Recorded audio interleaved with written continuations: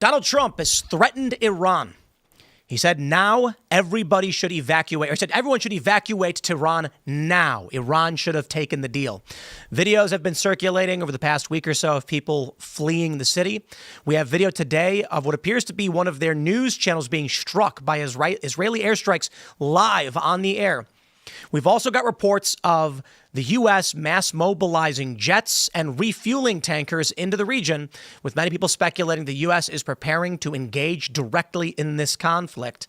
Donald Trump it has been announced he will be leaving the G7 early after a meeting with the world leaders, prepping the Situation Room, going back to D.C., and it seems like, ladies and gentlemen, we may be in war with Iran shortly. Now, I don't know for sure. There's a lot of ways to speculate on this, and I've certainly got my opinions, but we're going to break through the news and show you what's currently going on based on what he said. So, of course, smash that like button. Get ready for the show. Before we get started, my friends, we got a great sponsor. It is Bearskin. I am wearing this Bearskin fleece right now. You can go to BAER.skin/Tim. And you can pick up one of these ultra amazing fleece hoodies. They also got a rain jacket that goes over it and zips right into it. It's super cool.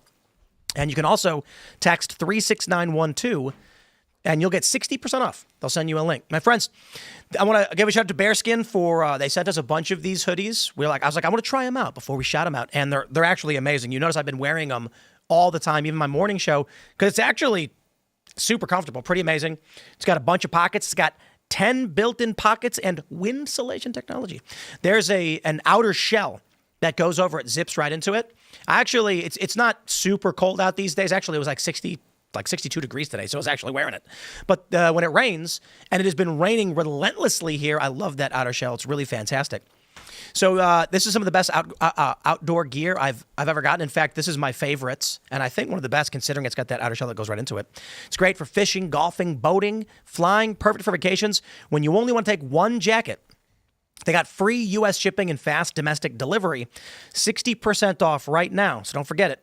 And you can lock in that discount right now. Maybe you're listening to that show, you're driving in your car, you're multitasking, you don't got time. Just text 36912, text them, Tim, and you will get a link. You can use that whenever and lock in that 60% off, or go to BAER.skin/Tim. Definitely do that. Shout out to Bearskin for supporting the show. Don't forget to smash the like button, share the show with everyone you know, and you can follow me on X and Instagram at Timcast. Joining us tonight to talk about this and so much more is Bradley Devlin. Thanks, guys. Thanks for having me. I'm Bradley Devlin. I'm politics editor at the Daily Signal, host of the Signal Sit Down podcast, and a contributing editor at the American Conservative. Thanks, Tim. Right on. We got Shane hanging out. What's up, Bradley? Good to have you back. Thank you. I am Shane Cashman, host of Inverted World Live. I will be running out of this studio around 9:40 to go live at 10 o'clock p.m. to break down PSYOPs coming out of Minnesota, as well as strange sounds coming from below Antarctica. And phone lines will be open until 12 a.m. Open calls. Yep. Open calls. People can call in and talk about whatever. We've had Bigfoot stories, abduction stories, brainwash stories, spirits, you name it, werewolves. We need the secrets. You're digging into that weird Antarctica thing with like the... Oh, yeah. Nice. I just did a lot of Antarctica last week, so this is like I a was good doing update. a rabbit hole on Clear the that decks. We're recently, talking cryptids only. What's going on in Antarctica? Well, last week I broke down a lot of Operation High Jump and stuff like that. Just that stuff. Just that stuff, but it just so happens that yesterday scientists have been hearing strange sounds from below the ice in Antarctica. It's Cthulhu. Yeah. Oh, it could be. Yeah. Yeah. So if you're in Antarctica, please call in. Hi, Libby. Hi, Shane. I'm Libby Emmons. I'm hanging out. Glad to be here. I'm with the Postmillennial and HumanEvents.com. How you doing, everybody? My name's Phil Labonte. I'm the lead singer of the heavy metal band All That Remains. I'm an anti-communist and a counter-revolutionary. Let's get into it. You know, I do want to mention, too, I felt like, considering the gravity of the news with Trump, that we would just go straight for this big, potentially historical news. But there are a bunch of stories that I think are also important. You had organizers for the No Kings protests firing into a crowd, killing an innocent guy, and the police arrested the guy one of the guys who got shot at, which is weird. You've got the Minnesota, what Shane was just mentioning, this assassin and all the weird stuff around him. Yep.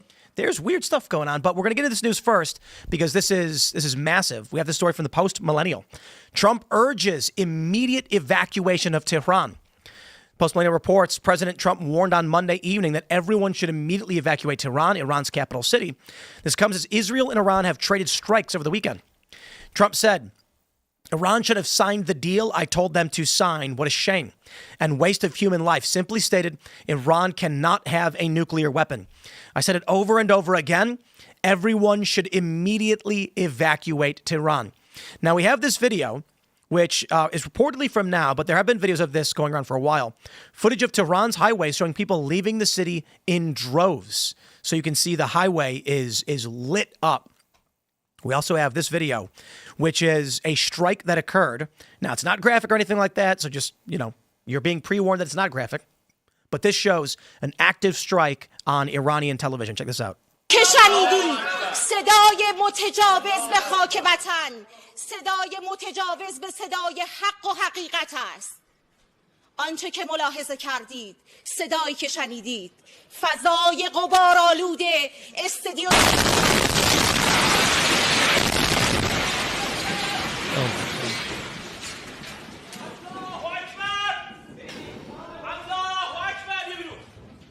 I've heard some reports that Iran was issuing orders for Israeli news media to evacuate their headquarters. Did you hear that as well? I heard that as well. Yeah. Yeah, in Haifa. Yeah, in the northern part of the country.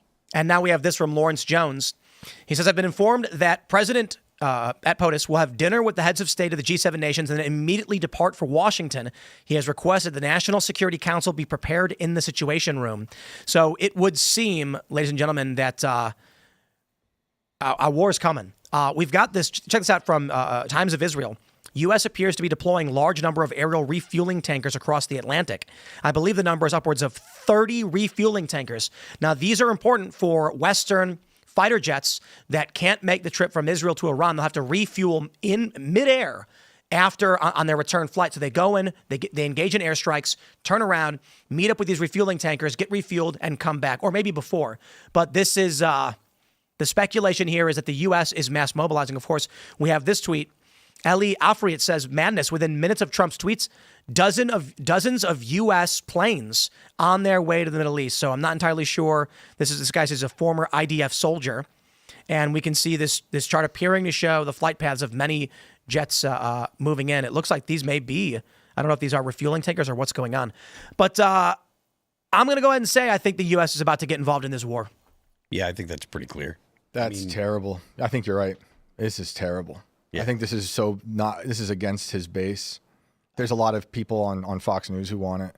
So it doesn't seem like there's going to be strikes carried out by the U.S. It seems like they're looking to play a support role. I think that's bad enough. There are B-2s that are, I guess, stationed somewhere in the Indian Ocean, I believe. I'm not sure what other bombers, but there's not, obviously there's 3 carriers, so, they've got plenty of F-18s and stuff like that. I think something's certainly happening.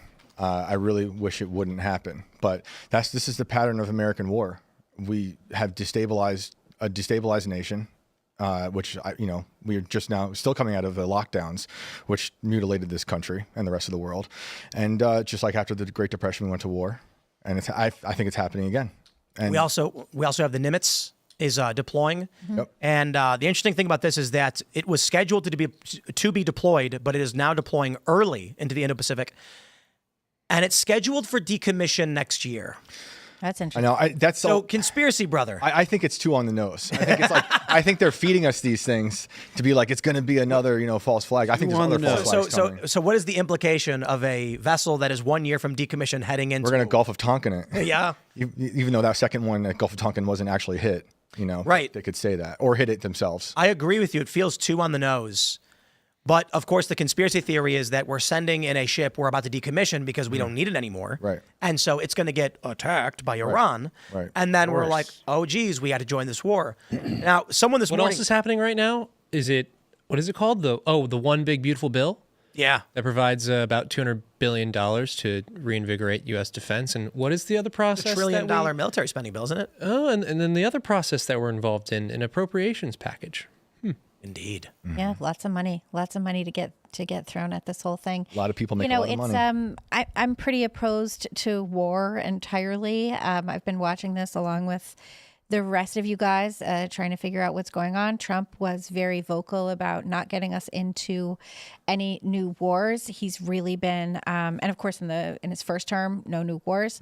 He's really been skating quite the line on this, right? Like not saying that he's backing Israel materially, not saying that the U.S. is going to get involved in this conflict that Israel has been planning for 20 years. Like they've been planning to do this very thing. You have Netanyahu all weekend saying, first he was coming out and saying that Iran tried to assassinate Trump, which was very clearly so come join us in this war thing. Today he was talking about how Iran hates America, which, like, as we mentioned pre-show, we know, right? We know that. Yep. But my impulse here is to really hope and pray and trust that the president has America's best interest at heart. That is what I am. What does that mean? That is what I am hoping. I do not necessarily know what that means. I do think it's important to. I do think it's important to support our allies. I don't think that it's great for the U.S. to get involved in bombing Iran or anything like that. I have a lot of doubts about this. We were talking about the need for Israel's need for U.S. bunker busters in order to get to the Fordow deep underground nuclear facility that they want to attack. Now, Israel could get it anyway. They just want our stuff to do it because it would be more expedient. But the question with war with Iran, as you said, I hope Trump has America's best interest at heart. Depends on what those interests are. What if it's in America's best interest in terms of unipolar global dominance, right, or petrodollar supremacy? Right. These are questions. And then, of course, you go back to, remember Donald Rumsfeld? Remember that documentary with Donald Rumsfeld? And he was like, well, who do you want? You want somebody else to be in charge? Do you want communist China to be the unipolar power? Right. Yeah, that's not what I'm looking for either. And then if Iran does attain nuclear weapons, then who else is going to attain nuclear weapons? Because they're certainly just going to share and sell it. Yep. I think the greatest concern with Iran getting a nuke is not that Iran's going to strike anybody, which is the stupidest. Mm-hmm. I gotta be honest. When Israel's coming out and even people in the U.S. and they're like, Iran's going to get a nuke and they're going to get you. Like, bro, they're not going to be able to build a rocket that's going to reach the United States. But it is going to get into the hands of some wackaloon, crazy-ass people. And didn't we look at a map? Like the Houthis. Yeah. So if that were to happen, Persia gets turned into glass. I believe that the nuclear program in Tehran was for ultimately the purpose, or at least the facade of attaining a nuclear weapon, but ultimately the nuclear program is their best piece of leverage. They learned from what happened to Saddam. They learned from what happened to Gaddafi. Errors, wars of choice that the United States undertook, and their whole strategy, I think, here is to move slowly but surely towards that nuclear bomb in order to create leverage. Because if they do attain the nuclear bomb, then you have a North Korea the size of Western Europe in the middle of Eurasia. That's what you have. You're going to make yourself a pariah. You're not going to be negotiating with the Chinese and the Russians to the same degree, or be a participant in global affairs to the same degree as they are now. And so I don't think the justification of a denuclearized Iran is enough. I think it would be wise for policymakers in the United States right now to think about how they're actually going to talk to the public about this war. Because everyone's posting on Twitter. Actually, if you look at polls, people are really supportive of striking Iran if it means preventing a nuclear weapon. Trust polls. People were, trust the polls. But people were really having an easy time saying that we should go into Iraq to get rid of the Saddam because the WMDs, and which Bush turned was out to be fake. Which turned out to be fake, and Bush was underwater a year later on the war. And so what we need to start talking about now is, what is the plan? Iran is a Shia majority country. There's not many of them. Iran has 90 million people. That is bigger than Iraq, Afghanistan, Syria, and Libya combined, plus another Afghanistan on top of that. As I said, it's as big as Western Europe. So, are we okay with the mullahs and the Ayatollah retaining control of Iran if we go in there with B-2 bombers and blow up Fordow? and decapitate their nuclear program. And guess what? If we're not, who's going to take the Ayatollah's place? Because I was promised from the neocons for years that if this happens, within 48 hours, people were going to be in the streets demonstrating and demanding the Ayatollah's head. That hasn't happened. The only demonstrations that we saw in Iran over the weekend were people demanding retribution against the Israelis for carrying out these strikes, and the United States too. So we can't forget that. So what takes its place? Is this another Syria 2.0? Does this let an Islamic state rear its crazier head? than Syria. People don't understand how big Iran is. Exactly. They don't understand. And look at the topography there, Tim. All mountains. Yeah. It's crazy. I think the likely scenario, Trump supporters largely do not want war with Iran. But Trump does have his key influencer base that are very culty. Not all of them, but many of them. If U.S. Here's my prediction. U.S. military naval forces are going to go to guard the Strait of Hormuz. They're going to try and keep it open. They're going to say, we're not getting involved in this. There will be an attack on our vessels or whatever. Probably not assets. by the Iranians, by the Houthis most likely. Maybe. Who knows? All that matters is that they come out on TV and say, U.S. men and women in uniform have been attacked by Iran. We were trying to maintain the Strait of Hormuz to keep it open because this is also Bahrain, Qatar, Saudi Arabia, the Emirates, Oman. They're saying, we can't allow Iran to shut down trade for all of these nations. They attacked us. We have no choice. You've already got the narrative. Netanyahu's been saying this. Iran's trying to kill Trump. I am fairly certain the moment Trump comes out and says, we cannot allow our brave men and women in uniform to be attacked by a foreign adversary. We are simply trying to maintain trade, but they have invoked our ire by attacking our good people. I wouldn't be surprised if even men and women in uniform die. Trump's base is going to, on a dime, say, yep, Trump's right. They're going to go right for it. And the left comes back. I think a certain amount of his base. I think the base is going to fracture. It's already fractured. It's already been we're watching it difficult, fracture yeah. big time today. It's been happening. It's as been- this- You know what's funny is like, doesn't it seem to be mostly the people that were pro DeSantis are now happy with Trump's They're happy with saber the rattling? war, the war thing. They're like, we like what Trump is doing now. Yep. I wonder how long a show like this can last when we are anti-intervention. Back in the day, in like the Bush era, the only voices you heard were pro-Iraq war, pro-Afghanistan war, because the media was controlled. If you wanted to appear as a personality, you either were the select, low charisma anti-war activist, so you can feign the opposition or make them look stupid, or you were basically just, you agree with the war to varying degrees. Now you've got a show like this, which is decently large, and we're all relatively, now we shouldn't be involved in this. Can I say Pat Buchanan is a patriot who saw can. all of this coming? Yep. He called. He called for Tulsi Gabbard to be national security advisor back in the first Trump administration. Yeah, and you know, he founded the magazine that I used to work for and am a contributing editor at now. And he was called an unpatriotic conservative. There was pieces in the Weekly Standard and in the Public Interest and in National Review attacking these people for not getting on board with taking out Saddam Hussein in Iraq. Yeah. And these people, when they're riled up in these warlike passions, I mean, we've seen the bloodlust on social media. I mean, it's gross.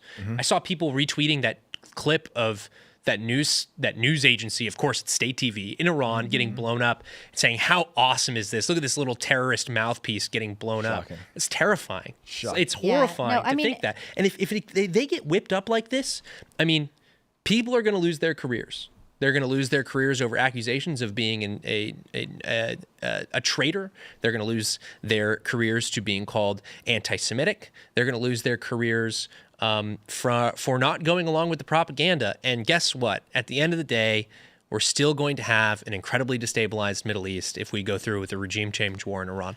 Let's jump to this. We got this from Deadline. Donald Trump takes a dig at Tucker Carlson after former Fox News host criticizes POTUS's Iran policy and his old employer for war propaganda. The split is here And Tucker is he's one of the most prominent voices. Now, when Trump was asked about it, he said, I don't know what Tucker Carlson is saying. Let him go get a television network and say it so that people listen. Shockingly bad play, in my opinion. If Trump, I can't imagine Trump is unaware of the changing media landscape. And to imply that Tucker Carlson, because he's not on Fox News getting 500,000 key demo viewers, his voice is not relevant anymore, is maybe just Trump trying to dig at Tucker and say, ha, you lost your job.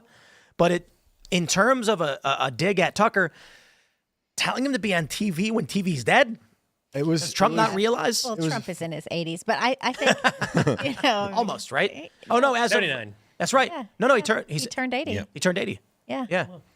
Yeah, that was yesterday. Saturday. wasn't That's the birthday. Yeah. And he does. I like the president, but he's got some serious boomer energy. I think that's This is the president that used the podcast network that. to help get elected. So this is such a Sure. good point. Like he understands. TV's and dead. I think the fact of Or the does matter is Barron. he just doesn't yeah. care what Tucker thinks, and so he's gonna go after him. It's not about Tucker and a news network. It's about saying like, you're not the president. And I think we're going to hear a lot of "you're not the president" in the next couple of days. The one thing that I think could be relevant is that Israel usually fights short wars. They don't tend to drag on for a long time. So if the U.S. can stay out of it, or just be like, I don't know, be as minimally involved as possible, not taking strikes on Iran, then we do have a chance that Israel just ends it quickly, because that is their history. Well, I mean, this is the Israeli narrative on this has been all over the map. They That's initiated true, too. this new war because the clock was running out and Iran was going to get a bomb tomorrow. They started this war 3 years ago against Iran and its proxies. They started this war 30 years ago, 20 years ago with when they Iran and its started planning proxies. it. Right. Yeah, I want to return to something Shane said, though, with this alternative podcast network, and the reason that President Donald Trump won was because, in part, of this media strategy. And I think a lot of people have heard it's the long form, authentic conversation style, bro. That's what's doing it for people. And I love coming on this show, and I can say that that's certainly true. But the other thing that no one wants to talk about, the reason why the alternative media podcast strategy had to be the play, is because of the failures of the right-wing media. Failures of the right-wing media. It's not structured to be something that actually shifts the Overton window. Yep. The ad revenue model is failing. We do journalism and man on the street. All we got out of 10 years, 15 years of digital journalism on the right was maybe a few smackdowns with respect to the Obama IRS scandal. We got a filibuster from Ted Cruz about Obamacare.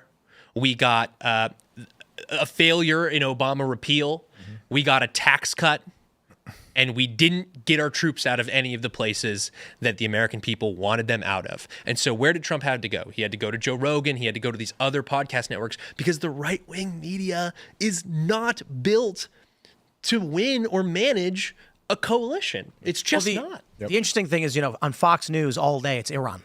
Israel, Iran. When Israel launched its strikes on Iran, the first thing, Fox and Friends had Mark Levin on in the morning. Now, he's a Sunday night guy, I think, right? Sunday night? Yeah. I think so. And he was passionately, I'll be nice, but angrily and passionately saying, we must support Israel in this effort. This is America first. How dare they call me neocon? We have to support our ally and things like this. This is going to be interesting. Trump versus Tucker, the coalition splitting. The left comes back. I don't know what happens, because now we're at a point where, man, I don't want the U.S. to be involved in a war in Iran, because a war in Iran is not Iraq and Afghanistan. Like you mentioned earlier, it's massive. We're talking about the U.S.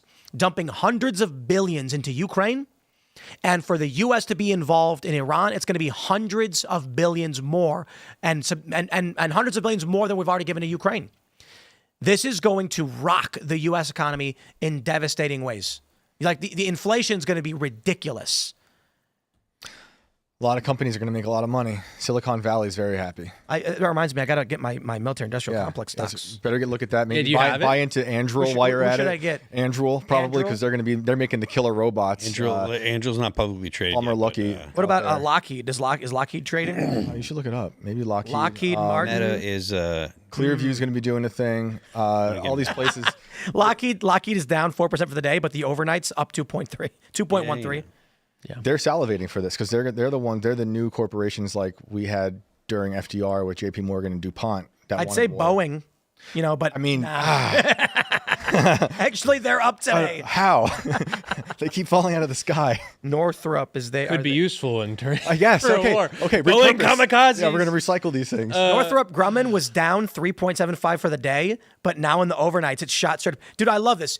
Go open up your stock ticker, whatever app you're using. The moment Trump says evacuate now, the military-industrial complex stocks jump like 1 or 2%. Look up what Nancy Pelosi's buying right now. Remember, quiver quantitative on X. remember when we pulled out of Afghanistan in 2021, as disastrous as it was? How long was it till we got involved in Ukraine?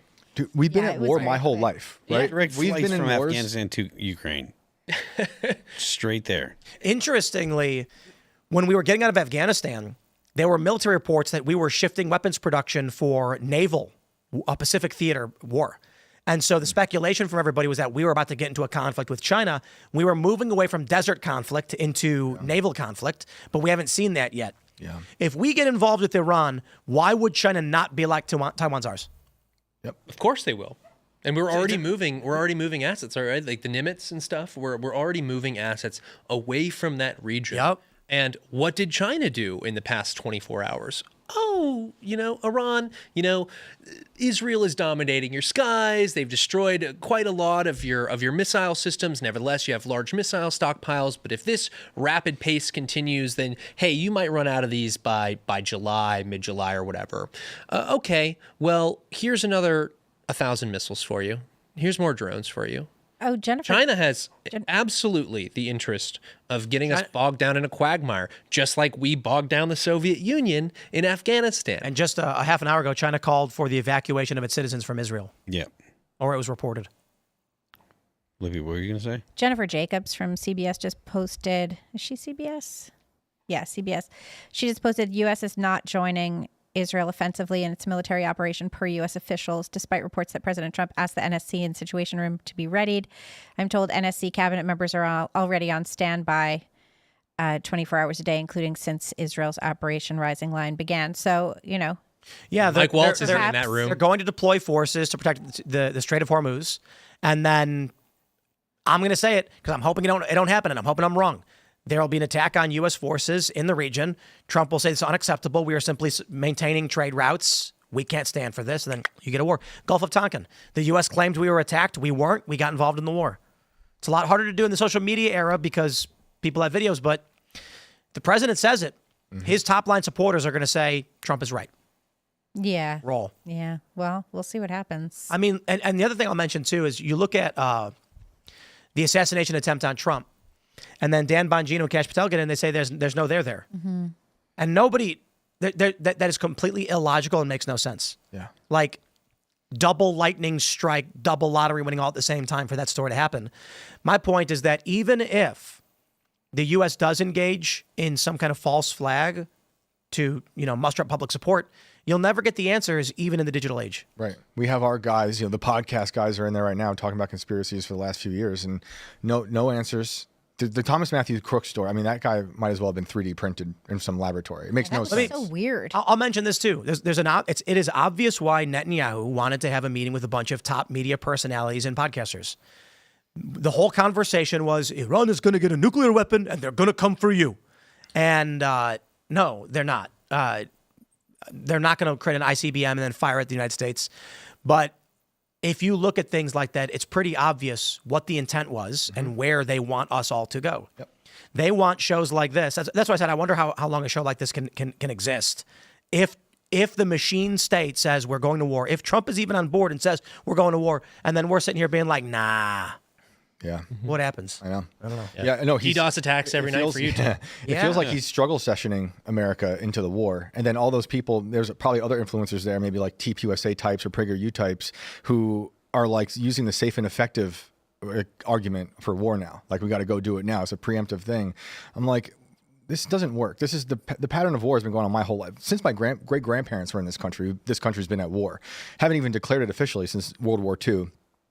So I just oppose this, and I really hope Trump is in charge enough and not having all these horrible people in his ear, dragging us into this horrible. Wait, war. hold on. I'm seeing a tweet from Trump. He says, actually, war is good. You know, now that I think about it, I agree with the president. War is good. And, you know, you guys are crazy. I like war. Now that you say it like Don't that, scare me like that. Tim's making a very good point. Trump did not tweet war is actually good. No. Can I send you something? That 'Cause sounded I like think fake that news. meeting with Netanyahu is really, really important. The podcaster meeting. So this is from Pew Research, and it's views of Israel from 2022. I search for it? How do I search for it? 2025. So search Pew Research, how Americans view Israel and the Israel-Hamas war at the start of Trump's second term. It's an article by Laura Silver. What's the date? It's April 8th, 2025, but I think it was listed on SEO as, it's April 8th, 2025. Got it. So scroll down until you see a graphic about party and age breakdown and their favorability views of Israel. Keep going further. It's going to be a dot graph. This thing? Now down further, it's all blue. So this right here. So this is why you want to have a meeting like that. Look at U.S. adults, lean Republican, ages Negative 8 views of Israel have risen in the U.S. from 2022 among all U.S. adults from 42 to 53%, Okay, now look at ages 18 to 49. 62 to 71. Yeah, but you know, they're just That's on Dem, lean Dem. Above that, Anti-Semitic Gen Republican, Zers. lean Republican, 18 to 49. 35 to 50. It's up, jumped 50 points towards the negative. 15 points in the That's last also- 3 I years mean- over the 15, course sorry. of the war. that's also the generation that hasn't been taught anything about the Holocaust or like the actual nature. I mean, come of- on, we're like but- lecturing but about the hold on, Holocaust but- every day. wait, It's wait, literally wait, the only But justification. hold on. This Doesn't is matter. publication. This is publication doesn't of matter. textbooks that have been driven by Arab. None of this matters. philanthropic money. I'm The just point saying, is, the point is bringing up. they have is- been conditioned Right, to we get hate it. Israel already. The point he's Since bringing up is 2022 to 2025, all the textbooks changed, and we don't talk about the Holocaust enough. No, I'm not saying that we didn't. That's not what I said. But after 9/11, there was a huge surge of Arab philanthropic money going into textbooks. But that doesn't explain why an 18-year-old in 2022, who in 2025 is only 21, and the whole sentiment across the entire demo shifted 15 points negative. I'm just throwing out everything. But the that there point is. he That's brought all. up is that adding to it. Netanyahu wants to have a meeting because they can see exactly this happening. Sure. But I don't think that's why he had the meeting. The meeting was literally just Iran's getting a nuke. You have to go to war. You have to. And everybody groaning and being like, nah. There were a handful of people that were like, yeah. But most people were like, nah. The Trump base, the American populist coalition on the right does not want to be involved in this war. I I don't know what the why- left wants. Well, the left wants to eradicate Israel along with Hamas and the Houthis and everybody. So they're going to else. be against it as well. Yeah, they're against it as well. I mean, I think the thing is that Israel is a very strong country and they can pretty much take care of themselves. And it's up to Trump if he wants to, give them the bunker busters, which I don't know enough about what they're facing to know if that's really what I know. They believe that that's necessary, but I do think that. I do think it's better when the U.S. is supporting allies and not actually engaging in war. We have a correction. Trump is 79, not 80. He just turned okay. 79. All right. Yeah. We do have this story from the Daily Mail. Pakistan tells Iran they will nuke Israel if Netanyahu uses nuclear weapons against Tehran. Regime officer claims in huge World War III apocalypse threat. General Mohsen Reza, a senior officer in the Islamic Revolutionary Guard Corps and a member of Iran's National Security Council, said in an interview, Pakistan has assured us that if Israel uses a nuclear bomb in Iran, they will attack Israel with a nuclear bomb. They're downwind. Can we? They're downwind. Pakistan has to have denied this by now. I do believe that the latest update, let me see if I can get it. Their war with India came to a close pretty quickly. Yeah, I mean, So it was that like just 10 minutes? Stopped. Yeah. It's Just, like, they were all right, like, we're Yeah, "We're done now." they do that. Yeah. Periodically. were just Every flirting, once in a while, they have to remind people that we exist too, and we're kind of near the Middle East. flirting with bombs. The only source I can find is Hindustan Times. That's not always. Sometimes I'm going to they pull it have up anyway. Sometimes they No. have it, I know, sometimes it's a they weird don't. one. No such commitment, Pakistan on Iran's tit-for-tat claim. So Pakistan has told us that Israel, however, Pakistan has denied this claim, taking to X. Okay, so maybe they do. Okay, I don't know. I'll try and look up the actual guy. While you do that, I just want to say one thing really quick about the importance of going after the media and what Netanyahu's doing, but what all people do, all governors or of state doing presidents and the CIA. It's your responsibility to basically. It's like they know they have to undermine the media to undermine the country. And like in 1953, Kermit Roosevelt Jr. was a CIA officer on the ground in Iran, literally working to subvert all of the media to turn it against the Ayatollah, which is what we did to tackle to shut down Iran with the coup, right?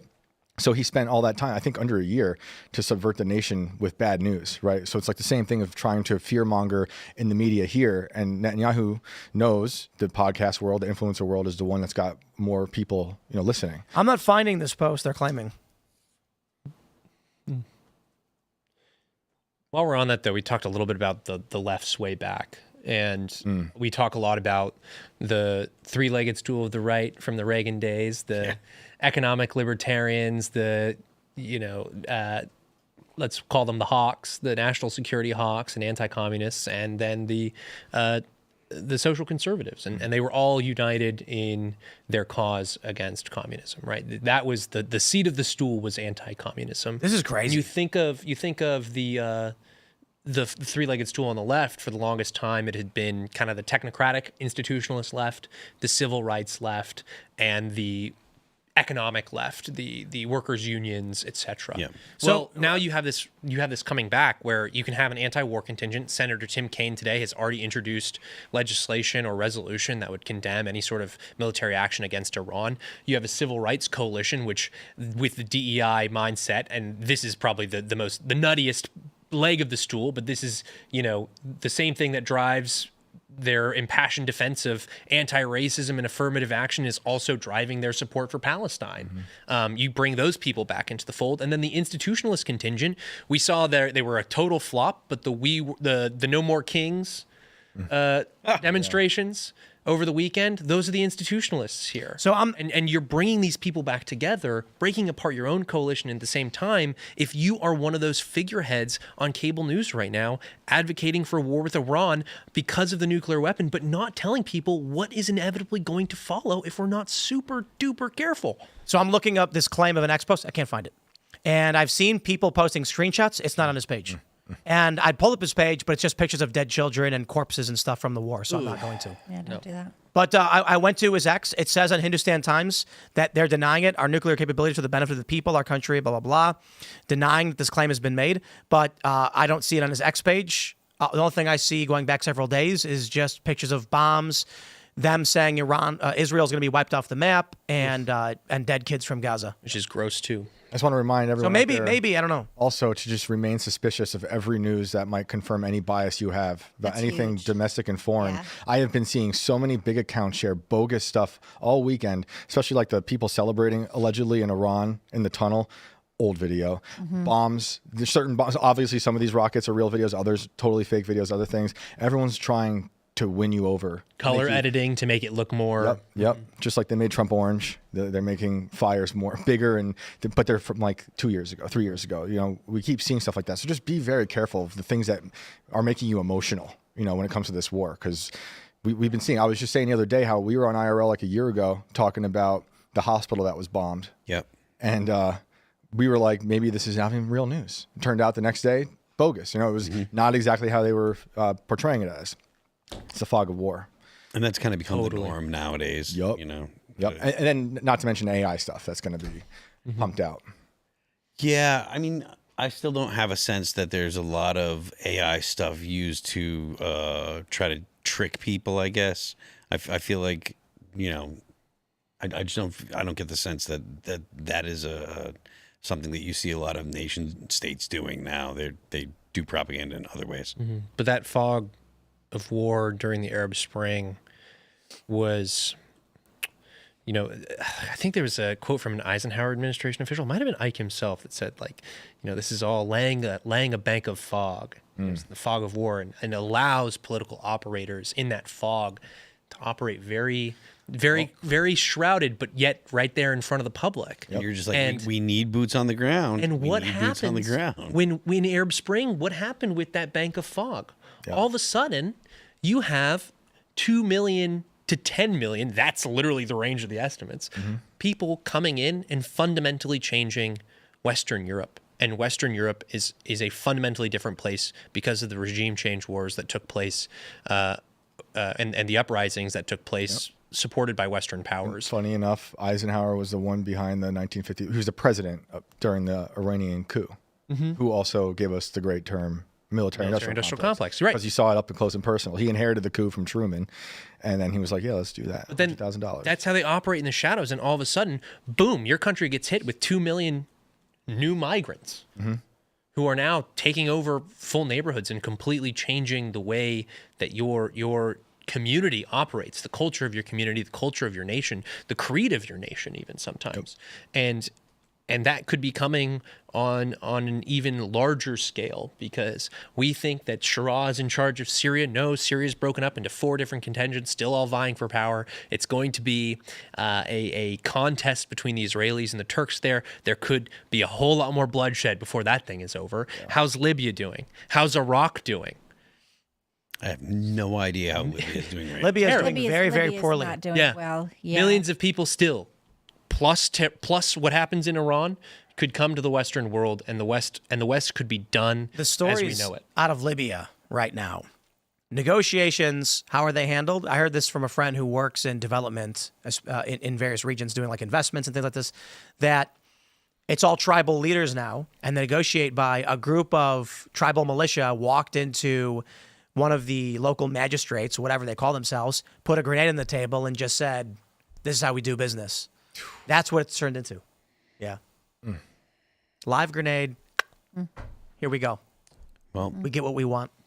apparently Hillary Clinton was wrong about what would happen in Libya.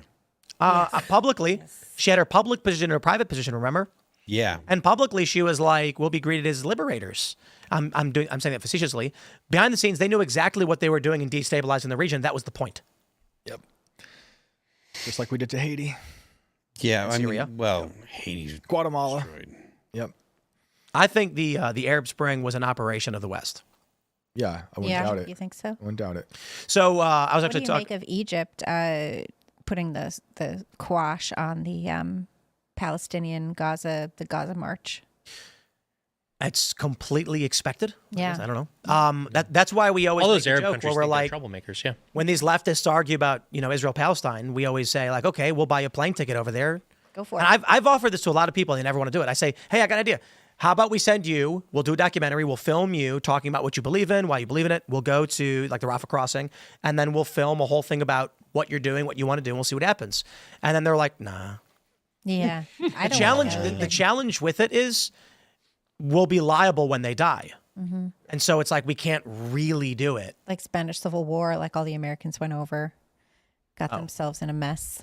I'm just saying, like, if I told someone I'll buy your ticket to go to the Rafah crossing, I'll get sued Really? You'd get sued? by the family for wrongful death. Oh, by the They're family. like, oh, They're gonna he be knew like- that the whole family. Send They're them going to say, knew, and even talk about on your show how this is going to result in, death or serious injury, and you sent them there anyway. Yeah. And I'm going to part be of- like, they wanted to go. That's like, yeah, but they didn't know, and you knew they didn't know. Part of Tim war, would have to sell war the correspondence. Yeah, sell the farm. No. You sign up for war correspondence. That's kind of what you get into. Yeah. You are liable for your war correspondence.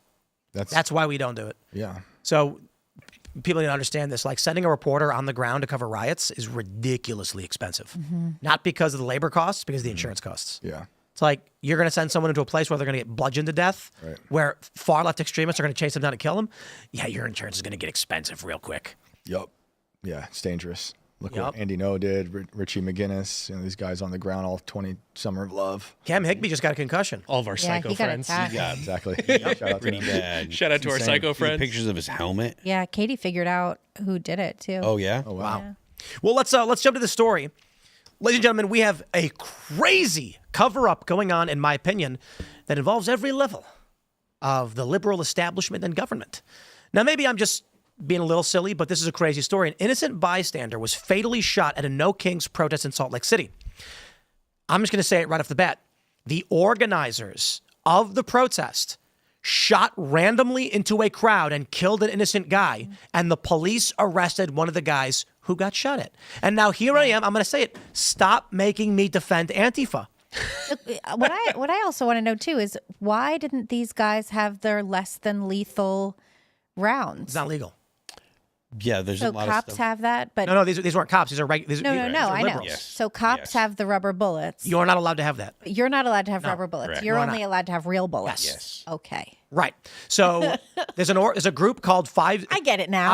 I hate this group with a passion because they call themselves 5051, but it's not 5051. It's 50501. So it's 5501, but they call themselves 5051.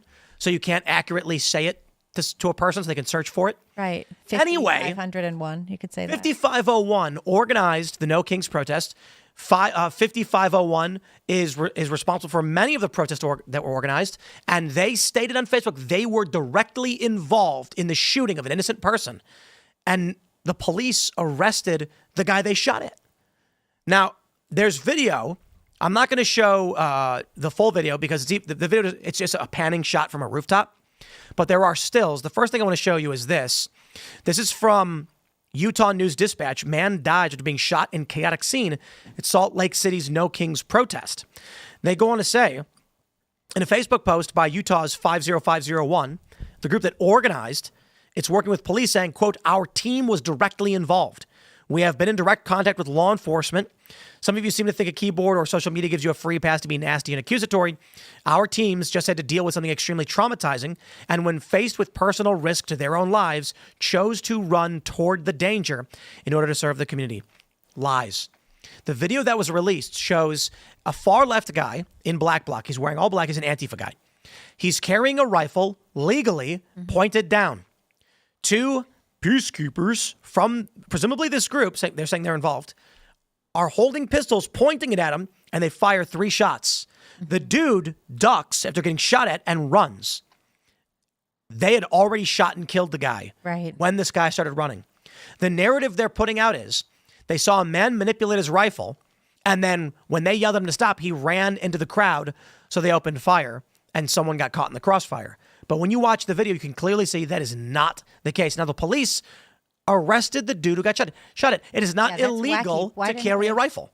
Utah's permitless open carry. Why didn't they arrest the people that shot the guy? They are covering up the fact that liberal organizers shot randomly into a crowd and killed a guy. Insane. And the crazy thing is, I'm finding out a lot of people have no idea this happened. Yeah, we had viral stories about this all weekend at the Post Millennial. So I'm going to show you some stills, not the actual shooting. Let me see if I can. Is that the guy's name? Gamboa is the guy who got arrested. Got arrested. Now take a look at this. You can clearly see this is a video that was a panning shot from a rooftop. You can see his rifle is pointed down. He's wearing all black. There may be issues of him wearing a mask and carrying a weapon, but I doubt it. I don't think that makes sense. And here you can see this is one of the guys wearing a green vest associated with the event, aiming a pistol at this guy. There's another man slightly to his right. I think we can grab that. There's another guy slightly to his right you can see. We'll pull this one up. Also aiming a gun towards Gamboa. Wow. And they say Gamboa, when first shots were fired and started to run, the rifle was pointed down the whole time. He wasn't aiming at anybody. This is the guy that got arrested. Liberals on social media are calling Gamboa the shooter. Here I am. You got me defending Antifa. Yeah. Of all people. Yeah, because no one wants to read past the headline. Nobody on the left wants to admit that their protest, that their organizers shot and killed a guy. Yeah, these are the people who organize themselves every 7 years to say that police should shoot more people in the leg or something, right? Yep. Imagine if it was It almost gives me a little bit heart that there's like still a hard left out there that knows how to operate and hold a gun in public. Keep it pointed down, boys. I know my rights. I mean, look, I don't know that and there's anything good about having a hard left out there. They've caused absolute chaos across the country for the past 5 years. The left in the U.S. has been a big problem, and I can't see a silver lining. I'm keeping it light, Phil. I'm making. You're right about it. Police have said. Here you go. They say this. Police accused Arturo Gamboa, 24, of brandishing a rifle at demonstrators and running away from 2 peacekeepers who ordered him to drop the weapon. Police said Gamboa and Alu were both struck by gunfire after one of the peacekeepers fired 3 rounds. There's video. This dude's not brandishing a weapon towards anybody. Police said that he was holding it in a firing position. This is really weird. So he's probably got his Yeah. hand on the. This is a very weird story. I mean, just the fact that the dudes that shot people didn't get picked up is super, super weird. They're called peacekeepers. So clearly, Point taken. it's so Orwellian. Clearly. You know, they're obviously foot soldiers for domestic terrorists, but they call themselves peacekeepers, so the state Well, protects them. I mean, they're like the what is it? The legal watch people at all the protests. You know, they wear the little green hats and they're there to tell you what your rights are. What are they called? I have no Yeah. idea. You guys don't know about this? No. You know about this. About what? You know, like at protests, at big protests, they'll always be like the lawyers people. The National Lawyers Guild. Yeah, and they have their little hats. Green hats. Yes. Yeah, they're a progressive activist group exactly. masquerading as a neutral Exactly. Yes. legal observers. Yes, legal. You join that legal group, you have a better observers. chance of becoming a That's the word. Soros-funded DA, et cetera, et cetera. Probably. The National Lawyers Guild show up at protests. They wear green hats and they say we're just legal observers. They're actually progressive activists that are down there and they get paid. And their purpose is to defy the police. So there's never an instance where a legal observer will defend someone who's conservative or a cop. It's only ever in service to the insurgents, to the violence, to the riots, and the protests. So this is going to be interesting. That how this plays out. There's another video where the cops are running into the crowd and they're all screaming and pointing at the Antifa guy. But I'm wondering, it's not good that Antifa is getting up in black bloc and carrying rifles into protests. At all. They've been doing it for a long time. They were Yep. doing it in 2020 in Texas. That's why that guy got killed. You know, remember that? Yeah. Yeah. Well, wait a minute. The guy that was in his car? Yeah. He I don't shot. know if that guy. I don't think that He wasn't. No, he wasn't Antifa. The guy he shot was like Antifa guy. Yeah, I don't think that's actually the case. Look at this. They're He shot saying out of his car.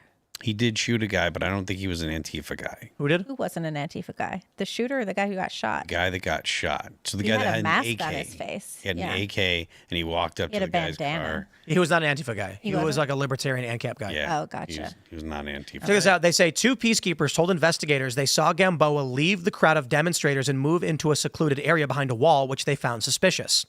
One of the peacekeepers told investigators then he saw Gamboa pull out an AR-15 style rifle from a backpack. The peacekeepers then drew their firearms and ordered Gamboa to drop the rifle. Witnesses reported to authorities that they saw Gamboa lift the rifle and run toward the crowd while holding the weapon in a firing position. That is a lie, and it's on video. Absolutely insane. And I bet you the quote-unquote witnesses were friends with the organizers because this is what the left does.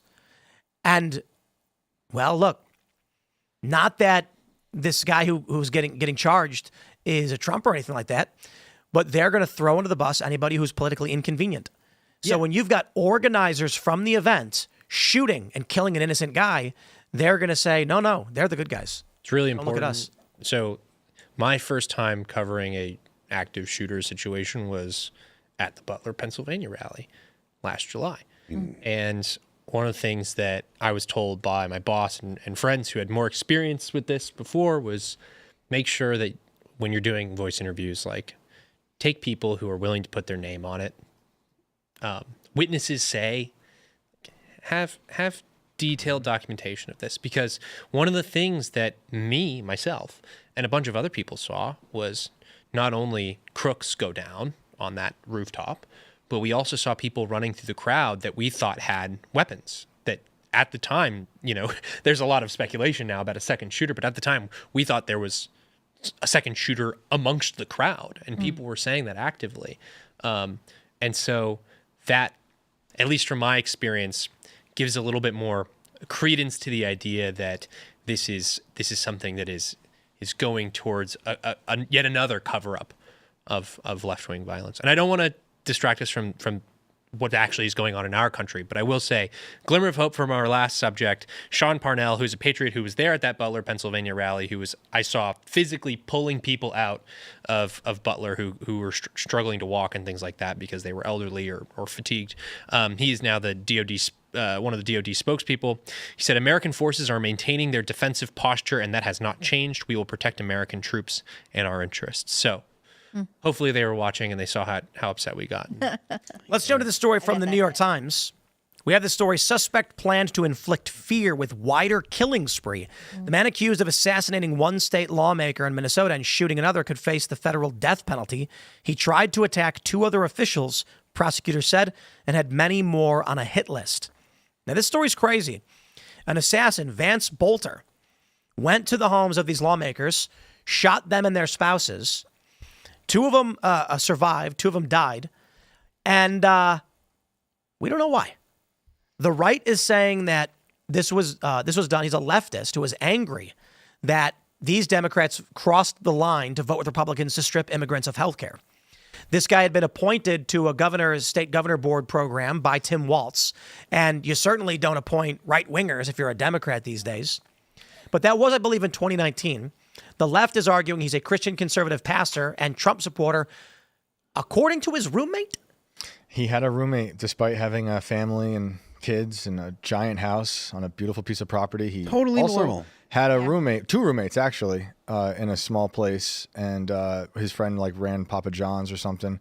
And the roommate, I mean, when I saw the roommate interview, I started to think it was really, really weird. Yeah. It is really weird. Like, That's a weird roommate. and like everything seems so canned. First of all, I don't understand how a crying, man that crying, large right? could actually be on the run. Like, I don't understand that at all. And then also when you look at the surveillance video, it doesn't look like a very big fella.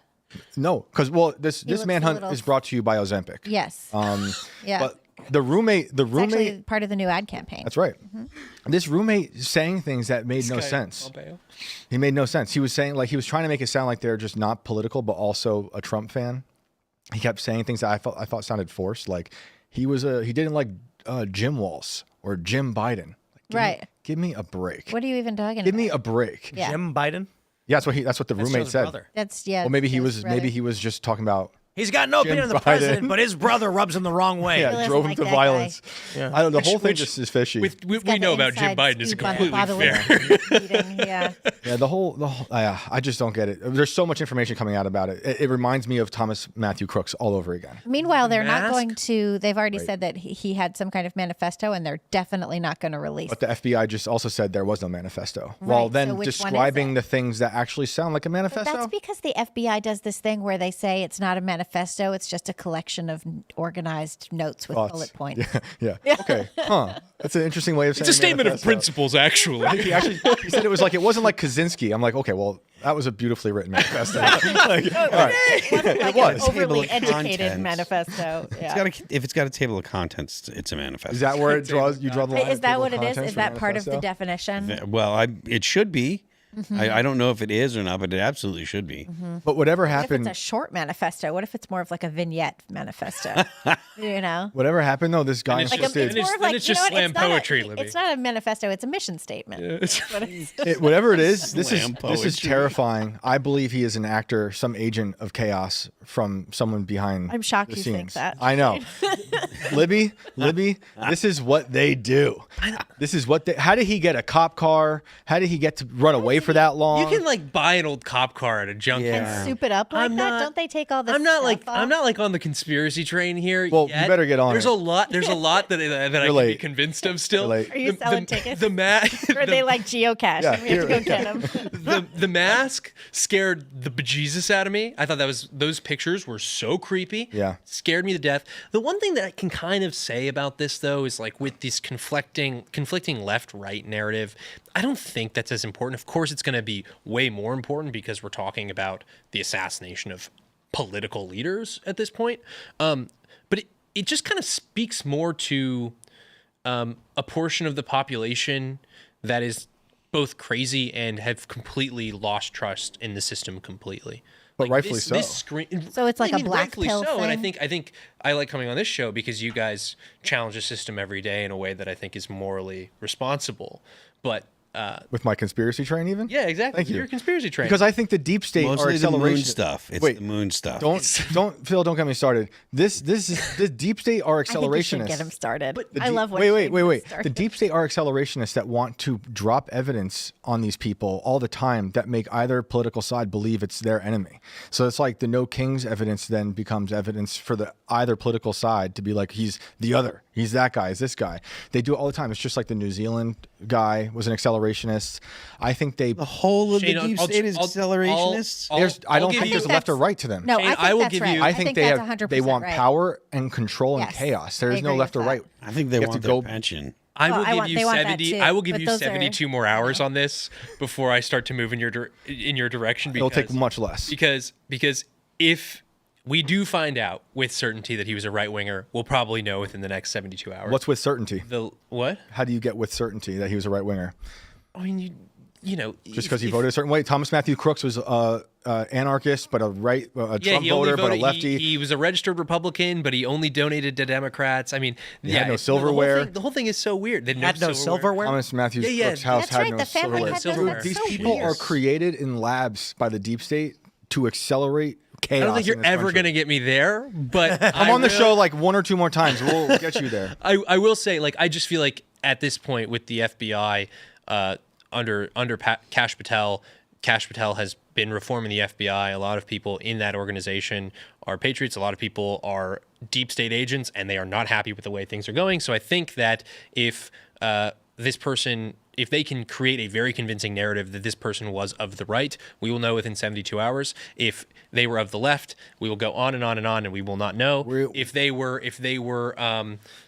some sort of I don't know. How would you describe the like deep state plant angle? Because I don't even want to take It's words to out of your destabilize the entire country, throw us into chaos, hate each other, create this illusion of the left-right binary, and they just feed off of all of us. If we're creating still- money by making war, and If we have zero answers 6 months from now, I will be more inclined to believe your the thing position is, because we still the don't thing know is anything though, about you're not going to Vegas. get answers. We're post answers. This is a post reality world. Nothing can convince anyone of anything anymore. Which is they take advantage of that, and there's no Thomas Matthews Crooks. We don't even have answers on that. That guy shot at the president. Yeah, but And he was and like also an Vegas, like you NPC pointed somehow. out. Vegas. And look what CIA does. Dude, you have me on Vegas. So if, like, crazy. look what we spent $100,000 in 1953 to destabilize an entire nation. You don't think they're gonna groom some insane people with like MK Ultra to carry out some death plan?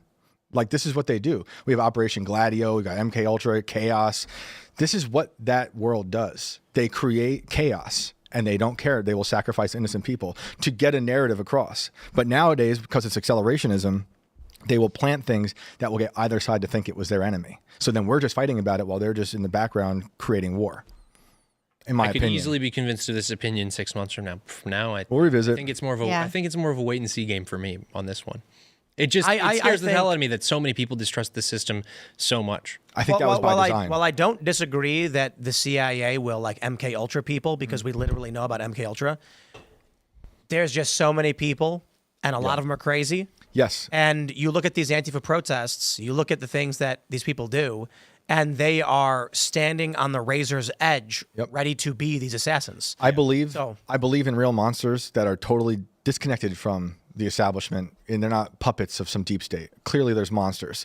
Once I saw the roommate videos, I started to have questions, but just go out after the show, after I Inverted World Live later tonight, look up Jimmy Shaver. Look up what happened with him. He's a great example of someone that was tested on by Jolly West, whose MK Ultra capabilities was around like Jack Ruby, after he went crazy after shooting Lee Harvey Oswald, and just see that kind of a crime scenario play out.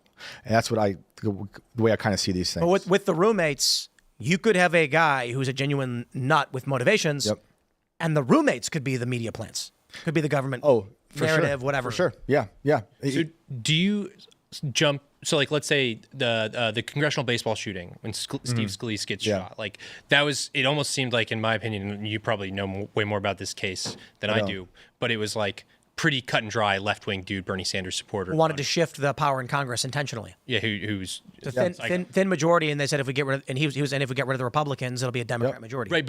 But do you think that was deep state, or I do don't you think know. that was like I don't know a lone that actor story well situation? enough. I think these are leftists. I think we watch the left get violent. So I think there's leftists who are That's my point, right? someone like that. Do you jump there first, or do you explain it? It really depends on the story. I try not to jump to everything being connected to the deep state, but it does seem like a lot of that is, and especially in the last 5 years when we had a reanimated corpse as the president. Bigfoot. Bigfoot. Yeah. Interdimensional deep interdimensional deep state. Yeah, That's that's a right. different one altogether. He's actually the leader of the Bigfoot dimension deep state. You should call in later and tell us. You guys about got it. Mothman out here, right? Yes. do. Yep. Yeah. Mothman. Yeah, and the He's a good Flatlands dude. monster. He's a good dude. Good dude. The grafted monster. Yep. He's kind of a dick. I heard you were trying to book him next week. Yeah. Yeah. Yeah, he owes me $10. A lot of these things have weird connections, just like Lee Harvey Oswald. That's another good example of a possible patsy, and all these different people in in that scenario connected to different like CIA. Just look at Sirhan. Sirhan is another example. RFK Jr. doesn't even believe that he's that. When are we going to get those files? I heard there was a drop recently. There was an RFK Jr. RFK drop recently. Yeah. What was in did we it? find? I don't remember what was. I haven't seen them all yet. I'm still going through the JFK files. Was this Polymarket now? Yeah. Oh my! We'll get to that in my. a second. Okay, but no RFK. We haven't found it. They're out, Remind I haven't me of seen the anything. claims. So Sirhan shoots this guy. There was another guy in the crowd who has a weapon, and he was ready to assassinate Bobby Kennedy. Yeah. And then Sirhan says that he can't remember anything. Yeah, which is exactly what happened to Jimmy Shaver. Why is his name Sirhan? It's one of those It's like mid-century Buchos, Islamic Buchos. conflicts. Is that Golly. the situation? I'm not sure. They do think it doesn't make sense. RFK Jr. doesn't believe that he's the guy. You know, and that's He doesn't. yeah. That's interesting. I think you'd want to know who killed your dad, you know, Oh yeah. And yeah, and your uncle. The Tim Dillon. the whole bit. thing. Cheryl, there's a bomb in the car. It's so good. Let's jump to this one. We got this from Polymarket. U.S. military action against Iran before July. Now, it's dropped quite a bit, probably because of statements they've given out. Oh, great. We're But at at 50-50. at 8 p.m., it hit 66.9% in the Polymarket predictions. It's currently at 44. Thank goodness that it's below 50-50. But look at it skyrocket. Yeah, below 50. I'd still bet on it. So that tweet that I sent out, Wow. that shorting Iran, huh? That tweet that I had read aloud from Sean Parnell. You know when Marco Rubio and Trump posted the same exact statement right after the first strike, saying the U.S. had nothing to do with it. Alex Pfeiffer, who I'm not going to mess up one of the deputy assistants to the president, and principal deputy communications director, he has posted the same exact thing that Sean Parnell had posted. This is not true. American forces are maintaining their defensive posture, and that has not changed. We will defend American interests. So this is literally copy and paste, and several Trump administration people are posting this right now. I think the likely scenarios I mentioned is U.S. forces protecting the Strait of Hormuz get attacked, or we have Iranians in the country right now that crossed through Joe Biden's porous border, and they engage in some kind of attack, retaliation against the United The States. sleeper cell situation. And then the media comes out and just says, we were attacked by Iran. It's Joe Biden's fault. That's going to get all of MAGA, not literally all of them, but a lot of MAGA people are going to be like, you see, we can't let them do this. This is Biden's fault. Yep. Trump's just responding because they attacked us. And that's how you get in the war. Yep. So I think Polymarket's right. I think it's probably still at 50-50. Even with their 67%. Yeah, that's quite a spike. Yep. Quite a spike, you It is. think? Yeah, That's crazy. Yes. But I mean, I don't know. I would love to see the U.S. somehow avoid any kind of military action in Just Iran. altogether. Like, I don't want to supply anything. I don't want to help anyone. I just want this country to be good and grow back to being something that's strong and not this mess where Back like, when we were just largely farming, minding our own business. it's been a long time since we haven't been at war in this country. Didn't we get rich on selling weapons mostly? Yeah. Yeah. That's been the best thing. At least for we this sold economy. them back Yeah. then. It's disgusting. Selling them is better than just giving them away. Yep. For If sure. you want our weapons, great. We're going to sell Buy them to 'em. you. Doesn't Israel buy our weapons? Yep. Now remember, if Well, no. They do they a buy lot. the weapons we give with them the money. Right. We, give We them actually money. took weapons from Ukraine that we gave them and gave them to Israel. We give them way no, less we money than give we give money other to people. weapons manufacturers in the United States. They make weapons, then they take those weapons and they give those weapons to the Israelis. Yeah. So those So the United States government gives, we'll just use Israel in this case, gives X billion dollars to a foreign country. The foreign country enters into a purchase agreement of U.S. weapons with the U.S. government. Then the taxpayer dollars that we had given to that country comes back. right back into the country, but only goes to folks who live in McLean and Reston. Right. And I mean, helps. yeah, that's how this thing kind of goes time and time and time again. And here we are talking about modernization and this pivot to Asia. And I mean, this totally throws a wrench in all of that, in all of the, I think, dreams that the Trump base has for his presidency. And still, I think a lot of them still think that he can accomplish what he set out to do. The number one way that he differentiated himself were to take on the globalist sacred cows in 2016. It was foreign policy, trade, and immigration. And all those things were so tied together after, 20 years of failed U.S. hegemony and neoconservative leadership. Yep. And that's what attacked him in the end. Those things rose up against him. And in my opinion, shut the world down. I mean that. Like, I think they shut the world down as an attack on Trump. So you think that that was the whole...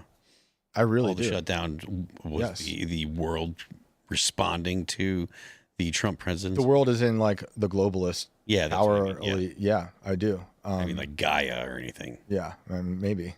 It is satanic. Of course you were It going to is say satanic. maybe. It is satanic, but like that is, and it just feels like we're repeating that now. With all this fear of war, now we have all this domestic stuff happening. All this violence.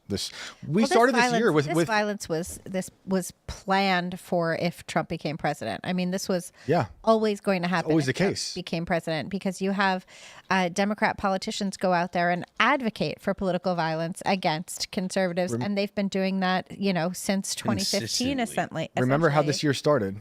Tesla was blown up. Yep. A Bourbon Street terror attack. I mean, Oh my gosh, this is forgot about that. there has been You multiple forgot about the Tesla, and the multiple Bourbon, or a the- lot of violence. Bourbon in Street New thing. Orleans. Yeah. A lot of violence has been happening this year. It's everywhere. I mean, Rudyard's not correct, but, he's definitely onto something when he's talking about the mood of the country, Oh yeah, clearly. it's in a dark place. And the hyperpolarization's only getting more pronounced because I've mentioned this quite a bit, but young people and old people are very different in how they view the world. Yeah. Boomers largely share a similar worldview. Gen Z, left and right, could not believe in more different of things. No, they believe in almost completely different realities. And you can't convince them of anything. Because the issue is, they don't have the same definition of sex. They don't have the same definition of Race. biology or race or, No something. reality. Yeah, there's no. It's a totally separate understanding of reality. It used to be like with the boomers, when the boomers were middle-aged, when they were in their ascendancy, they had essentially right and left had the same vision of what prosperity is in the United States. They had the same vision of what success would look like. They just had different pathways of the right way to get there. And that's what they were always arguing about. Like when my stepmom who's a Democrat and my dad who was a Republican would argue at the dinner table, it wasn't about what the goals should be. It was about how to attain the goal. And now they have totally different goals if they can even identify what they are in the first place. Yeah. And you have the elders of Gen Z, like the millennials and Gen X, have a completely different worldview as well. Like it's hard to mesh a millennial worldview with a Gen X worldview. And if Gen X, they're supposed to be the leaders, like they've been checked out since they got their first Atari. Well, notice that we're probably going to skip right over Gen X. Gen X. Well, you thought that with the silent generation, and then we got Joe Biden. So I would not. Silent generation wasn't skipped. No, but they had their only president, I think, was Joe Biden. Let's go Silent? The No, 'cause- silent generation. Their only president was. I think their only president was Biden, wasn't it? Well, Reagan was greatest generation. Would you? Yeah. You'd consider George H.W. H.W. Bush. his greatest generation. Mm-hmm. Clinton, Sure? Boomer. Boomer. Clinton, Bush, Boomers. Obama, Boomer. Trump, Saab, Boomer. Boomer. Right on the line. I would say he's a boomer. Right on the line. He codes it. If he's not, he's sure- definitely yeah. Boomer compared to Joe Biden, who's definitely silent. Yeah. I guess we didn't. I guess Yeah. we were about to skip over the silent generation. Yeah, We're about so to skip I mean- over Gen X too. has a shot. So according to ChatGPT, Trump is a silent boomer cusp. He was the I believe the very first year, and George W. Bush and Bill Clinton were all as well. 46, You don't. Yeah, they think were all George- born in that same year. and 46 is the first year of the boomer, I believe. That makes sense. But they're considered. It's like how Boomer cusp. they say Zennials. Right. Joe Biden's the only actual silent Yeah. of the past 10 presidents. Yeah. Let's try again. The greatest generation was H.W., Reagan, Carter, Ford, and Nixon. Wow. Yeah. That's it then. Yeah. Pretty fascinating.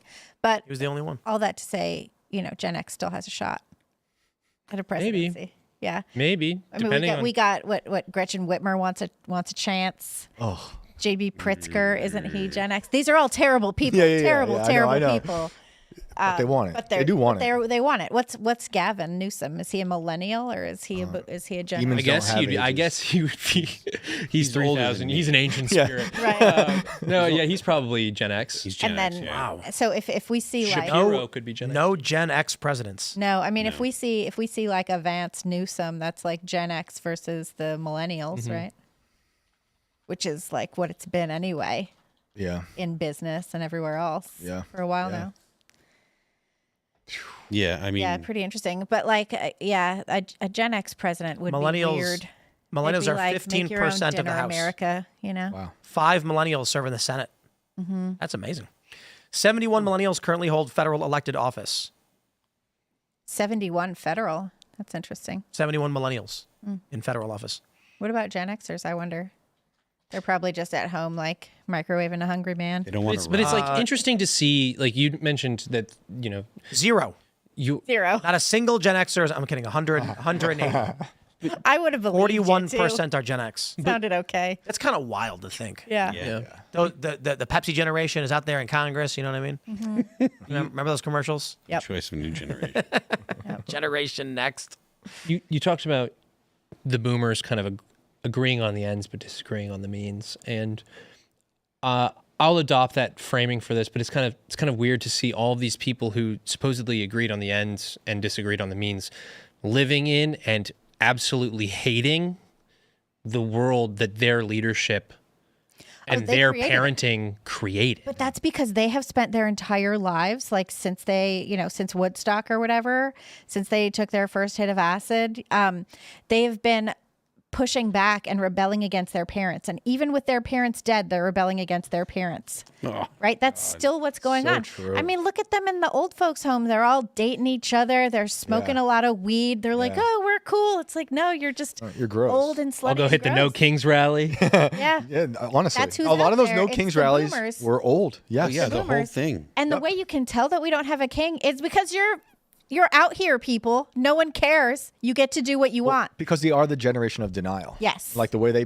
parented. They if you deny tell them- everything. yes. They parented Gen X one way, then they parented the millennials the other way. I don't have a chip on my shoulder at all. But they're out there doing like completely different things. They're running around. They're still doing the exact same And stupid if you stuff happen they to were do doing. something different than they did as a parent today, they take it as an affront to their they- parenting. I'm not saying But all here's of the you. other thing too. Here's the other saying thing. my Like Say all of the them. Fine. boomers, like there's this whole. I don't know if you've gotten to this yet, Shane. I know we hang out and talk about this stuff a bit, but there's if you look, there's all these posts from Gen Xers and millennials being like, when I was a kid, I spent a lot of time with my grandparents. They would drop us off for a whole month with our grandparents, and we loved it. Yeah. My mom is somewhere. I don't know. Yes. She's on a mission We've trip or commiserated on she's with this. her fifth Yes. husband. I don't know. idea. She's definitely not coming by. Yeah. I will say I love my mom. I adore my mom, whatever. You got to say that. She came over on Christmas. If I may for just a moment, I'm sorry, you guys. She came over on Christmas. I made this whole dinner, I cook. I make a whole thing. She comes over. She doesn't eat anything I make. Instead, she eats a kiwi fruit and some feta cheese. And when my son, my kid, he adores you. He looks at grandma and he goes, "Grandma, what are you eating? Mom made this whole thing." I'd been in the kitchen for hours. She goes, "Fuel." Yeah. Okay, thank you, boomers. We're good now. I know. Yeah, I don't see my parents as much as I thought I would. But that is something amongst that generation. Like I just see it. It's a lot of them. I know it's not everyone. 'Cause I'm going to get some message like it's not me. I guarantee it's not you. But it's a lot of you. And it is. I think what you're saying, that rebellion, which I have in me too. But like. I wanna swear to you, at raise some my point kid, it does though. stop with reality in me. Like I do have some lines in the sand, but my parents just keep. That's how they are. They're so distant. Yeah. They're so distant yet critical. Yeah. I wonder. So one of the things that you brought up was how Gen X, even in the private sector, has been skipped over, right? So these boomers are retiring, and then all of a sudden, what are The these private companies? sector, in colleges. What are they trying to do? Like they're trying to elevate millennials. Yep. And there's The boomers are doing that. the boomers are Yes. elevating. Yes, boomers are retiring, and the boomers that remain are elevating millennials. That's what's happening. I don't understand exactly why. And so this No is one knows. this is my thing. Are they is their refusal to retire into these super late stages of their lives, their refusal to give up power. I mean, I'm a Catholic. We even see this dynamic in the church. Yep, we sure frankly. do. Yep. Is it they will never admit it, but is it part of an awakening where they realize that they've squandered the inheritance that was given to them by the greatest generation? No, they don't realize that because they are entitled to it. They feel very entitled to it, and they plan to squander whatever left of it they have so that they don't have to give it to their kids. And they project that entitlement onto everybody else. Yeah, and also don't forget, the millennials have really nice CVs because they all have these participation trophies, so they can really pad it up. Wait, were they the ones that were actually getting the? They were the ones getting the participation trophies. Yeah, the millennials. Yeah. Right. That's what a shame. Right. What a terrible idea that was. And then Gen X is like ultra competent, but they're ultra competent in that way that like people with traumatized childhoods are ultra competent. You know, it's like these are all just trauma responses. They're ultra competent, but completely stay to themselves. I mean, don't know how to lead. We were the latchkey don't want to kids. lead. Don't want to lead. Leave us alone, right, Phil? That's it. We were the latchkey kids. We were the ones that were left to go, figure yourself out most of the time. And it's no wonder that so many of us voted for Trump and like got the country back. And now we're like, no, you can't go to war. Come on. Just stay home. Make yourself a PB&J. It'll be fine. It will be fine. I mean, Make yourself a PB&J. Go to the store, buy some Jif Right? and Schmuckers, and shut up. Yeah. there's not enough there. Well, I don't know how the idea of war with Iran breaks down among the electorate, but I feel like Trump has to know that it's super unpopular. I think he does know. I bet his advisors are telling him. I mean, he's got Vance, who my guess is probably opposed to U.S. intervention yeah. in Iran. And we actually ran a story at Human Events over the weekend with some inside sources who were like, basically, hey, Mr. President, don't do this. Don't go along with that. Everybody that I talked Charlie to, Kirk, with their heads screwed on straight, in my opinion, are of the anti-war mindset, and this is here we are. We talked a little bit about the big beautiful bill. We talked a little bit about the appropriations process, but what do you think's coming down the pike? What was one of the things that they tried to handcuff Trump with in the waning days of the Biden administration? What is one of the biggest mistakes that Mike Johnson made as Speaker of the House? It was that $95 billion supplemental spending package. Wait, and what did they do? Was that basically what got McCarthy out? It was like no, the money? the debt limit deal plus general government spending levels is ultimately what did McCarthy in. This was in the spring of 2024. It was, Israel gets hit on October 7th. They pass about $10.5 billion, I believe, in aid to Israel. Then 2024 rolls around, and at the time, Mitch McConnell was advocating for attaching a $95 billion supplemental foreign aid package for Ukraine, the Indo-Pacific, and Israel to keeping the government open. He was rebuffed by his conference. That ultimately ends in Mitch McConnell saying that he's going to step down as Senate leader. Yeah. That enraged everyone. But one of the mistakes that Mike Johnson made, that Republican leaders made, was they decided to go forward with this supplemental spending package, and it was only $12 billion, $14 billion ish for Israel. It was another $10 billion for our pivot to the Indo-Pacific, and another $60 billion was for Ukraine.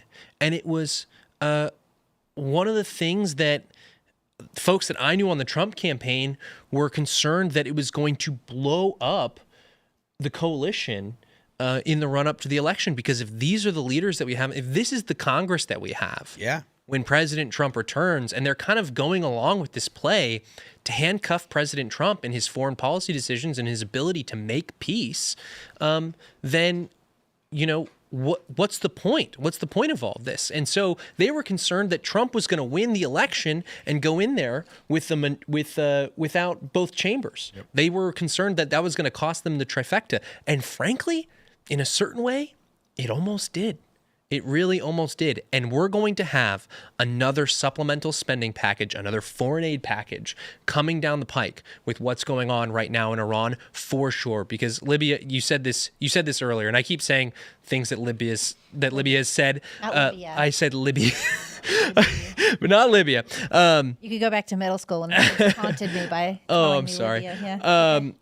What Libby said earlier, because she made a lot of good points, which is that Israel says that they can do this thing alone, but the retort to that is they actually really can't, because just as Iran is facing restrictions or limitations in their own capabilities, the Israelis are going to face that too, and it's going to push Congress in the direction where they're going to have to act. And what are they going to put in that package? That's what I'm concerned about. Are we going to do more Ukraine nonsense because we had to reposition assets away from the region, and so we have to replace those things? Are we almost going guarantee? Let's move on. What is this? We have this story from Raw's Alerts. Hundreds, if not thousands, of kids and teenagers are staging anti-ICE protests in Roblox. Oh my. Hundreds, if not thousands, of kids across the country have taken a Roblox service to organize and stage virtual protests against ICE. From digital rallies to chaotic in-game riots, That's really funny. young players are transforming the popular gaming platform into a hub of political expression. The movement, coordinated through group chats, is rapidly gaining traction, especially in Brookhaven, Roblox's most popular server. At the same time, some players are role-playing as ICE agents, conducting raids on illegals, and even opening fire on anti-ICE protesters in the game. What this says to me, kids are going to grow up living in tiny rooms where they play video games all day, and this will be their reality. Like in that Black Mirror episode where everybody lived in a box that was all TVs, and they had an avatar version of themselves in the audience, but they never actually went anywhere. This is what kids are turning into. Don't let your kids watch tablets or iPads. And I'm going to say this. I know a lot of parents out there that purport to be conservative, and they give all their kids tablets and mesmerize them with it. And your kids are going to grow up to be developmentally disabled. This is the kind of stuff that's happening. I can't believe that. I can't believe the amount of people that I've seen who have kids and claim to be conservative, claim to be aware of what's going on, and then I see them hand a tablet to their kid and then turn around. And I'm like, yo, your kid is going to be, their brain will be jello. Yep. Outsourcing parenting to the digital landscape is poison. And also on top of all that, you also don't know who else is playing this. Like, when I did that story with the predators and stuff, a lot of those sick people, demons, are using things like Roblox to talk to kids too, pretending to be kids and lure them out of the house. Straight up pedophiles, like straight up demon pedophiles. That happens a lot. Like they'll pay kids in-game cash for nudes and stuff. Yeah, dude. Yeah. Oh, that's now I real. can't say what I wanted to say, which is we should all create accounts and be ICE agents. No, and we bring don't. up the- No, I mean, we could, and then we could go after those guys. one of them as is Go after the ICE agents. pedophile. Yeah, we'd be like, we're ICE agents in Roblox, and we're taking you down, mofo. Yeah. But these kids are going to grow up, and it's funny because you see this, their political action is going to be, I'm just going to sit at home and play video games. The state will be able to do whatever it wants, whenever it wants, as long as they can live their life in a virtual reality. And I wonder if that is a goal and intention of powerful corporate interests. Well, if people are in a virtual reality, then they're not going to be motivated to go out and protest and stuff, especially when they can protest in the virtual reality where it's the ultimate. There will be no protest. There's not going to be any real protest. You're going to go into virtual reality, and you're going to be a demon slayer, and you're going to have exactly what you want. And then when it comes to, But your First Amendment right will be restricted to the server. indeed, and no one will care because they grew up on it. It's exactly like, let me tell you this. What if I told you, Shane, how would you feel if if a cop came to your house and said that he was going to require all of your family members to register a number with the federal government where they would document and log you and your history and your work and what your family does? What would you say? They already do. Exactly. I live in Yeah. a police state. And when you bring up that idea to people, they don't care. They go, what do you mean? We all get registered digital serial numbers with the government when we're born. Not if you have a home birth out there. You're still legally required to do it. You You still don't are. have to give them a social security number. You are there. Then I'm they're, just telling you, it's a recommendation. and then they're undocumented. Yes. Yep. It will cause problems for that child possibly in the future. They will be called undocumented. Yep. And what they are doing in the public space by calling illegal immigrants undocumented is lumping up anybody who doesn't enter the machine state with anybody who came here illegally. You're the same thing. I didn't get a social security number until I was like 8 or 9 years old. Really? Really? Yeah. How'd that happen? Well, because can say. my parents were doing their own thing. And so I didn't have a social security number. I didn't get baptized. Was it like a rebellion of? No, they just literally could not be bothered. Now it's all automatic. Yeah. Is it automatic? Well, I mean, I had to apply for my son's 15 when you're years born, ago. they just gave us documents, said sign here, sign here, sign here. Oh yeah, In the hospital, they did that if too. you're in a hospital, they just come and it's just like They give you all that, and then you part get of the the whole birth thing, yeah. certificate. Yeah. So these kids are gonna grow up in much the same way. My grandpa told me this a long time ago. Rest in peace. He was saying when they told us we'd have to register with the government and get numbers, people were losing it. They were furious. Like, what? We got to register and get a government serial number? What do you think this is? And now he's like, you're all born with it. You don't care. Did you It's see normal. the thing where there are a lot of American airlines, like I think it's American, Delta, and United, and they sell passenger data to the federal government? Wow. So they're tracking where you go and they're all doing it. all that stuff, and they sell it to the government. And then Palantir, which I'm sure you have very strong opinions on. Don't get me started. I know. They sponsored that lovely parade. Yes. They are working with the federal government to consolidate all the data so that there's no divisions between Yeah, unfortunately, data with they've one been or the doing that other. since They've been doing that 2003, for a while, but yeah. that's kind of it'll be much easier when they decide to implement the social credit system. Yeah. So you guys are more of my libertarian friends than Don't call me that. than other on that you, I am okay. none I'm of just these opposed things. to everything. What was counter-revolutionary and anti-communist? Can I call you all that? Look, I mean, Okay. that's pretty accurate. This Palantir thing and the Doge effort to sync up the government data, right? One of the big complaints from Elon, the computers aren't Fake story, made up. The computers aren't talking to each other. Story's fake. Story's Really? fake. The New York Times ran the story, and the headline didn't match what they were reporting. And the reporting said, I love it. They use that language where they're like, Palantir is working with Donald Trump in order to take all of America's data and compile a database. Some people think may be a possibility at some point in the future. And I was like, wait, what? Yeah. Everybody just ran with it. All the conservatives said, wow, I can't believe Trump would do that. And I'm like, yeah, I didn't either. So we pulled the story up, and the New York Times said, we think Palantir might do this. Yeah, And I was like, what? So Palantir said it's they not- weren't doing it, but I think they've been doing it since 2003. Okay, so- and the people in the administration are still talking about it like it's going to happen. And there's a report coming out that just came out today about Trump switching over to like a lot of AI systems in the coming weeks. My question is less about would use Palantir Palantir. and more about the principle of the thing. Are you guys in favor or opposed to, as Elon said, the computers talking to each other within the government to make it more efficient? I want to exile that. what you just described sounds completely fine. Completely fine. Computers and government talking to each other be more efficient. So that like the federal government as a single entity, they have a single database, so the IRS can see immigration data or something. Can the humans that's understand a- the they already- language that that's the legal computers now. are using?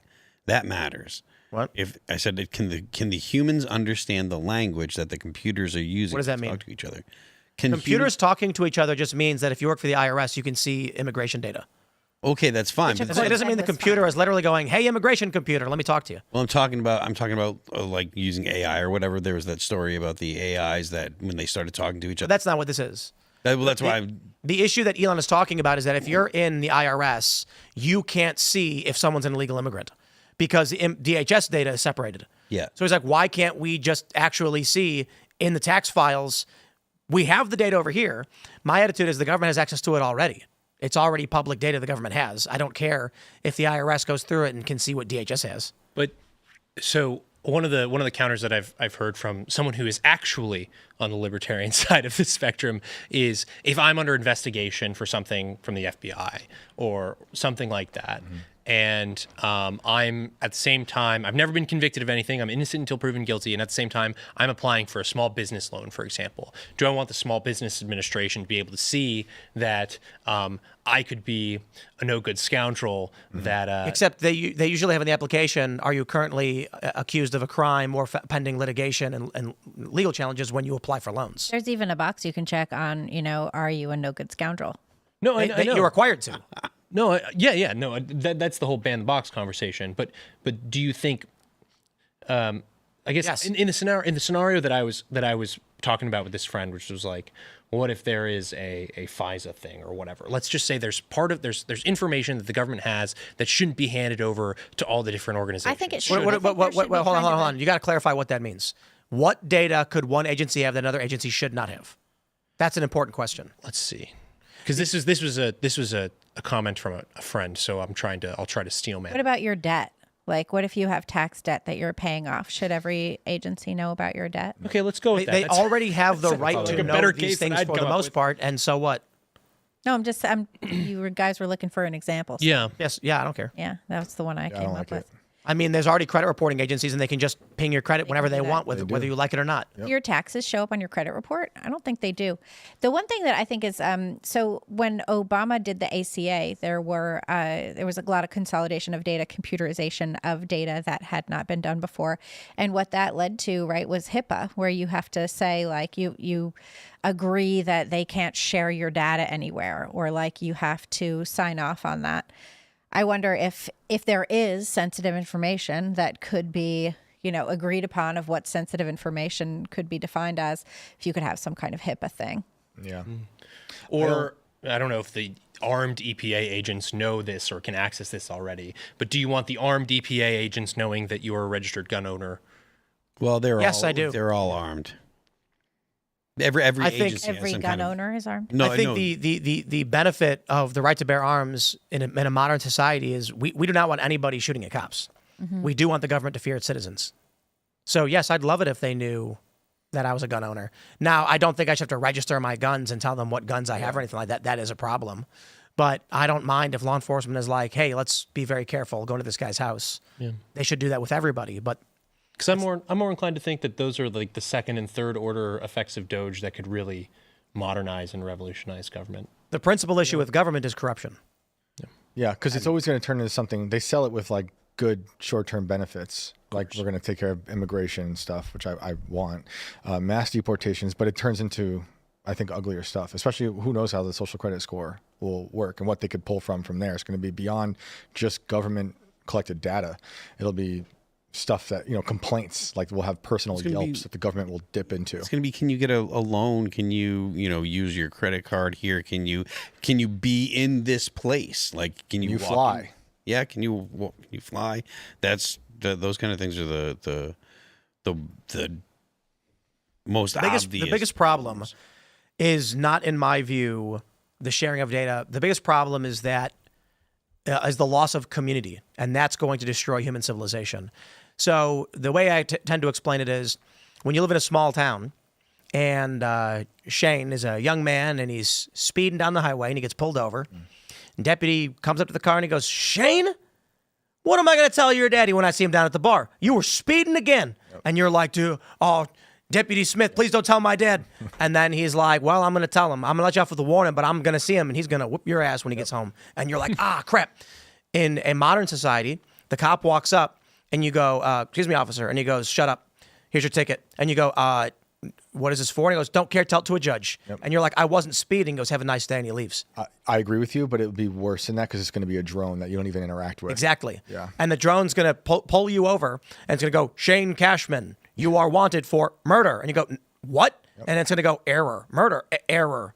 Yep. And you're going to be like, I'm not. It's like, it's like that Family Guy bit. The Terminator's going to walk up to you and goes, "Stop resisting." And you go, "Yes." And he goes, "You are resisting." Lethal force authorized. And you're like, "I'm not resisting. I'm not." Yep. Or like in the Fifth Element, this is a police control. Yep. Yeah. Yeah. Great movie. That the problem is, once we get all this shared data, once the government grows to that point. Have you guys? I've been watching Andor. Have you guys watched Andor? I haven't watched it in a bit. So the first season was from a few years ago, so this is not a spoiler. But basically, the main character is on the beach, and some guys are running from Imperials, and then he's like freaks out, so he like scoots up pretty quick and goes up the stairs, and then a trooper sees him and goes, "Hey, why are you running?" And he's like, "I'm not. I'm going to the store." And then he's like, "You're suspicious. You must be with those guys." And then he has a droid come and hold him and arrest him for a public disorder violation. And then within like hours, they bring him before a magistrate, go public disorder. And he goes, "I don't know what's going on. I'm just a tourist." And they go, 6 years, boom, off to prison. That's what's going to happen. it's like Les Mis. Or I was going to say Kafka Yeah. That too. trial, right? Yeah. There's going to be like, But they don't even tell him what he did. They don't even say public disorder. yes, but what's going that's the reason why it's not Kafka. You're going to go to court and you're going to be like, "Your Honor, please, I actually was not the guy they're looking for. He ran past me. I was walking down the street and he goes, look, kid, you're probably right. All I'm supposed to do is my job is to bang the gavel and send you to prison. There are So sorry. There are minimum requirements. Yep. Yeah. Sorry. What's that? You're innocent? You can prove it? Look, man, all I do is bang the gavel. I don't know what you're talking about. Then the cop is like, you're probably innocent, but look, all I do is bring you to the car. And everybody is just associated. Nobody acts like a human. We're already there. Oh, yeah. We're already there. Cops pull you over and say, don't care. Fuck you. Here's a ticket. You're like, I didn't do anything wrong. Don't care. Tell it to a judge. And then you're like, I got to take off work to go fight this. What do? I can't afford that. I guess I'll just pay it. Suspended license. So many Personal people story, out there hate their jobs and hate everyone else. I walk into a lot of establishments. Maybe it's just a me thing, honestly. But I walk in a lot of places and it's like they don't want your business. They're actually mad that someone walked in to make them work. I hate It's that. insane. And it's widespread, It happens all the time. especially at the airports. Or like if you walk into a Starbucks and they just look at you and then they go back to doing the mobile orders in the drive-thru. Yeah. Or like I went to a Baskin Robbins with my son and we were just like, oh, let's get an ice cream. Look, there's a Baskin Robbins. Let's get an ice cream. We walk in, they stand there. You know, they're like doing drive-through and mobile orders. We're like, hi. They just like literally the person looked at me and then looked away. Yep. And that was it. We like stood there for a little bit, kept trying to get their attention, and then we left. Because We did not get any ice cream. because they have no pride in doing a job or any job. Yeah. Look, everybody knows this. When you work fast food, you hate it when it's packed. Yes. But the business owner loves it when it's packed. I mean, I think there's a problem with how businesses are run, to be completely honest. If you tell your employees, look, you're going to get $15 an hour, that's it, no matter what. It's like, okay, what if it's really busy? I don't know. Cross your fingers, hope they give you tips. Right. Nah, I would never run a business like that. I would straight tell Surge pricing? No, I tell my employees, like, we'll break it down by hour. Anything that exceeds the standard level, like, here's how many orders we do per hour on average. When that exceeds, we do surge payouts for the staff. Right. So if we're at, But would you do that if it was the reverse? If you go under that number of orders per hour? No. Like if you average 10, but then you get 5, you'd still, what would you pay them baseline. then? yeah, because average is average. But if we're going over, then you're going to get a bonus for the excess that we do on these days. I think they should do that. But I do think you make a good point of sometimes business is bad and you got to pay them anyway. The problem with that is Jim gets scheduled for, a Tuesday and Wednesday morning, which are usually empty. And then Rick is there on Sunday and he's got to work the 40 hours where it's double time. And he's going, why you keep scheduling me on Sunday? Rick is on Tuesday and nobody ever comes in. He's never doing any work. And I got to split tips with him. Screw that. Yep. We got to go to chats. My friends, smash the like button. Share the show with literally everyone. True story. The other day, some lady said, my sister-in-law just told me about your show. I love it. I think you do a great job. And I was like, it's working. So call your sister-in-law right now and say, what are you doing? Do you watch this Timcast IRL? It is the best. And literally say it just like that. And they'll go, why are you talking like that? Don't forget, we're going to have the Uncensored Call-In Show at 10 p.m. at rumble.com/TimcastIRL. You don't want to miss it. Make sure you sign up for our Discord server at timcast.com to get involved with our community. Maybe you're somebody who needs help getting started with some project. Tens of thousands of people are waiting to help you out. Maybe you're someone who knows how to do a project. Maybe you're like 50 and you're semi-retired, but you're really, really good at making birdhouses.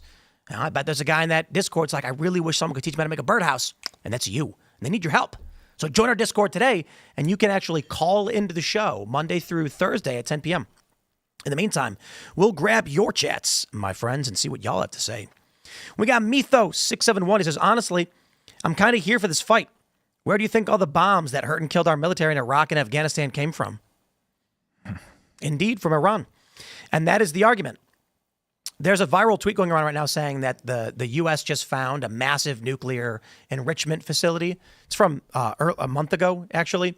That's probably why they want to attack. Once again, the argument is Iran's going to get nuclear weapons, and they're going to make suitcase bombs and dirty bombs, and they're going to give them out to a bunch of crazy wackaloons, and then, oh boy, that's the argument. All right. Picororod says, camping gear makes good emergency preparedness gear. You also get to use the camping gear to go camping. A camping stove, ice in your freezer, and some canned goods is great for a power outage. You know what we love doing? We have a camping stove, some propane. We go down by the river. You get a fire going or use the stove, and it's just early morning, the river, Run into Chris Farley. There's box turtles walking around doing turtle stuff. I love them. It's great. Yeah. Yeah. Turtles are great. They hide. Yeah. There are a lot of turtles around here. There are. A lot of turtles. A lot of deer at night. These days, too. lot of deer. Watch out for them. The Appalachian path, Trail. the trail. There you go. There's probably you walk down the canal. There's probably 20,000 turtles. Like, not even kidding. You see a log, 15 turtles on it, and the turtles. It's crazy because they're big. I'm like, those guys are like 20 or 30 years old. Yeah. Crazy big If guys. you're a turtle, come to West Virginia. It's the place to It's be. not a bad spot to be a We turtle. love rush. turtles. Yeah. Take your time. There was a And bunch for, of flooding on the other side of the state, though. Did you guys see that in Wheeling? Yeah. I mean, we've gotten more rain than we've ever gotten ever. Yeah, it It's hasn't been raining, stopped. and it's going to start again. I know. All week. It's crazy. Like we've been dealing with flooding. We have pumps. Yeah, so we got to figure that out. But for those that are fans of Fallout 76, have you ever played that video game? Yes. No, but Based in West my Virginia. son has. Yeah, he tells me all about it. When you go to the river, you will hear these loud squeaking sounds. Those are the spring peepers. I love the spring peepers. Yep, we got them all over. And it's funny, I'm playing Fallout and I can hear the peeper track, and I'm like, we got those spring peepers. Little frogs. Yep. Around March, they start going meep, meep, really loud. Yep. It's great. Beautiful. They're basically saying, hey, girl. For real, that's what they're yelling. Because the girls don't make the they're sounds, saying? only the boys do. That is. The boys thaw out. Yep. They're standing there, and they're going, meep, which is their equivalent of, yo, girl, come over. I got a place. They're just catcalling. Literally. Yeah. Little frogs. There was a comment. First thing when I do when I wake up, I start catcalling. It's the There MO of the You and beeper. you and the little sexy frog. There was a Colin. there was a comic. I can't remember who it was from, but it was like someone was like all the birds were singing, and they were just like, man, I wish I could understand what those birds were saying and know their language. And then a genie was like, granted. And then you hear them all being like, I want to get laid. That's what they're all screaming because the girls don't scream. Yeah. They're just being like, hey, girl. And then the girls come find the guy, and the girl comes to the frog, and she's like, you peep pretty loud. And he's like, damn right. And then they hook up and have frog babies. On that note, I'm going to head out, guys. All right, I'll man. see you Have a all good show. later. Thank you. It was great seeing you all. I'll catch Great up seeing you, about the man. Antarctica. Yep. 10 o'clock, YouTube Rumble, Inverted World Live, call-ins, phone lines are open till midnight. See you all there. Phone lines are open. That's it.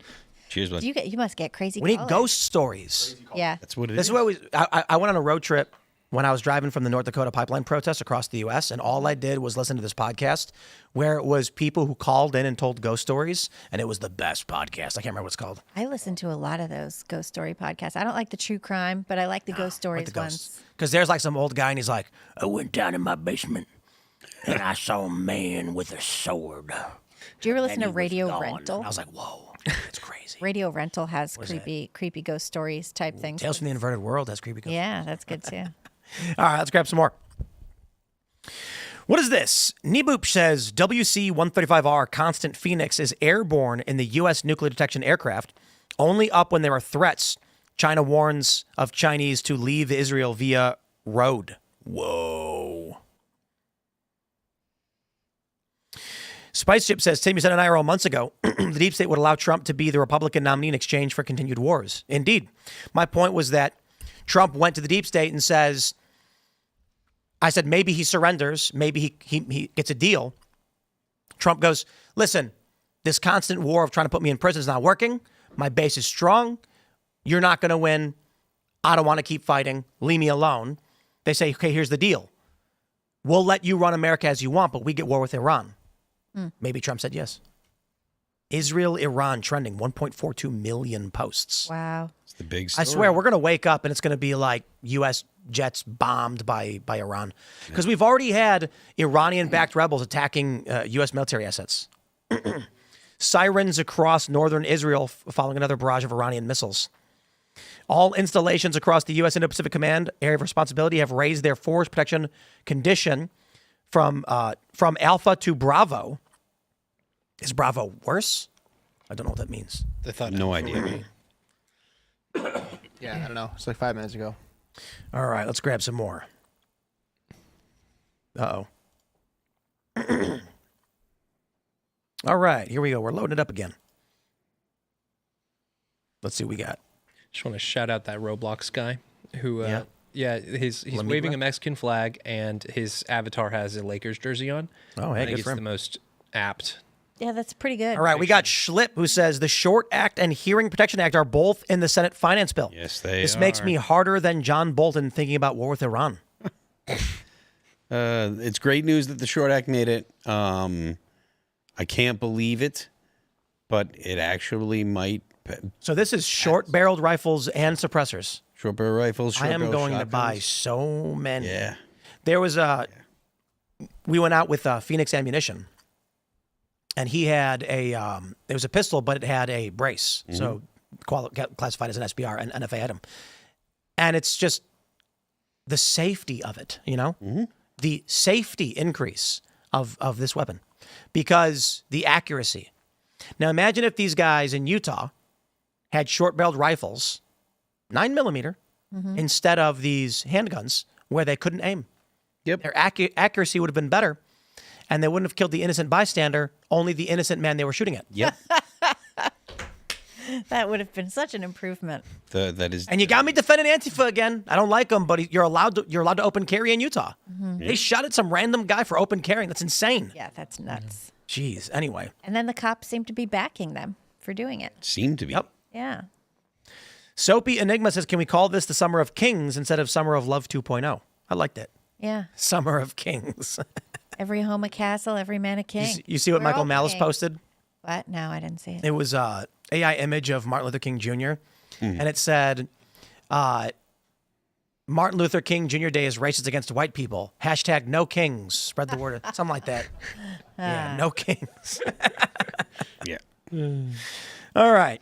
Heron Gaming News says, do you think that it's possible the police won't arrest the 50501 terrorist that ended that guy in black because they want to wait until the officers aren't in danger? The guy in black was arrested and charged with murder. The guys who did the shooting haven't been arrested or charged. It was some random guy walking past who was shot and killed. Very weird. I think they're trying to cover up right now that the liberal organizers of the event were the ones that killed a random person. Yeah. Something doesn't make sense. They don't want the narrative in the news to be no King's protest organizers shoot and kill innocent bystander. Yep.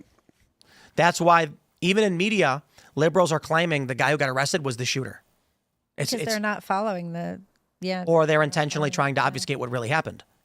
I'm seeing activists they don't want to take responsibility for this. They don't want to say, oh, that was us. They're saying, yeah, that crazy guy with the rifle, they got him, and they're calling him the shooter. It's crazy. All right. Your boy says, Phil, if World War III really happens, you very well could be all that remains. It's terrible. Yeah, that's pretty bad. Terrible. It's terrible dad jokes. All right. Jay Jones Clark says, Timcast crew, have any of you seen Clayton Morris's interview with Daniel and Shelley Rawlings on Redacted? What's your thoughts? I haven't. What is it? I haven't either. No idea. Sorry, homie. Well, all right. MF Damien says, I voted for the opposite of getting involved. If we do, impeach his ass. A, not our business. B, can't afford it fiscally or karmically. This is the challenge. Are you really going to vote for a Democrat if Trump goes to war with Iran? A lot of people are not going to vote for Trump, but I don't know that I could muster up a vote for any Democrat. Not any of the ones that are certainly on the horizon right now. War with Iran would have come under the Biden administration all the same. Yeah. And anti-woke is the minor net positive I'm willing to take. Libertarians won't back Trump, though. No. So Democrats will get they'll get a boost. So we'll see what happens. A lot of people will stay home. That's I respect the call for impeachment and being irritated about this. I think I've made myself very clear that I'm not happy with this situation either. But what, you're going to get a majority of the House to vote against President Trump? Yeah, right. You're going to get 2/3 of the Senate to vote against President Trump on this particular issue where there has been a lot of bipartisan support, whether that's genuine or manufactured by our current political system. You're not going to get that. The best thing that you could do is make yourself heard in the ballot box and make yourself heard in the public square.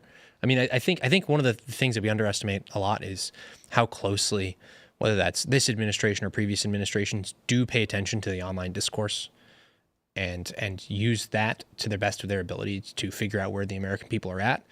And luckily, if you are louder than the pro-war contingent, maybe you can have your voices heard before then. Because I'd hate for it. Contingent?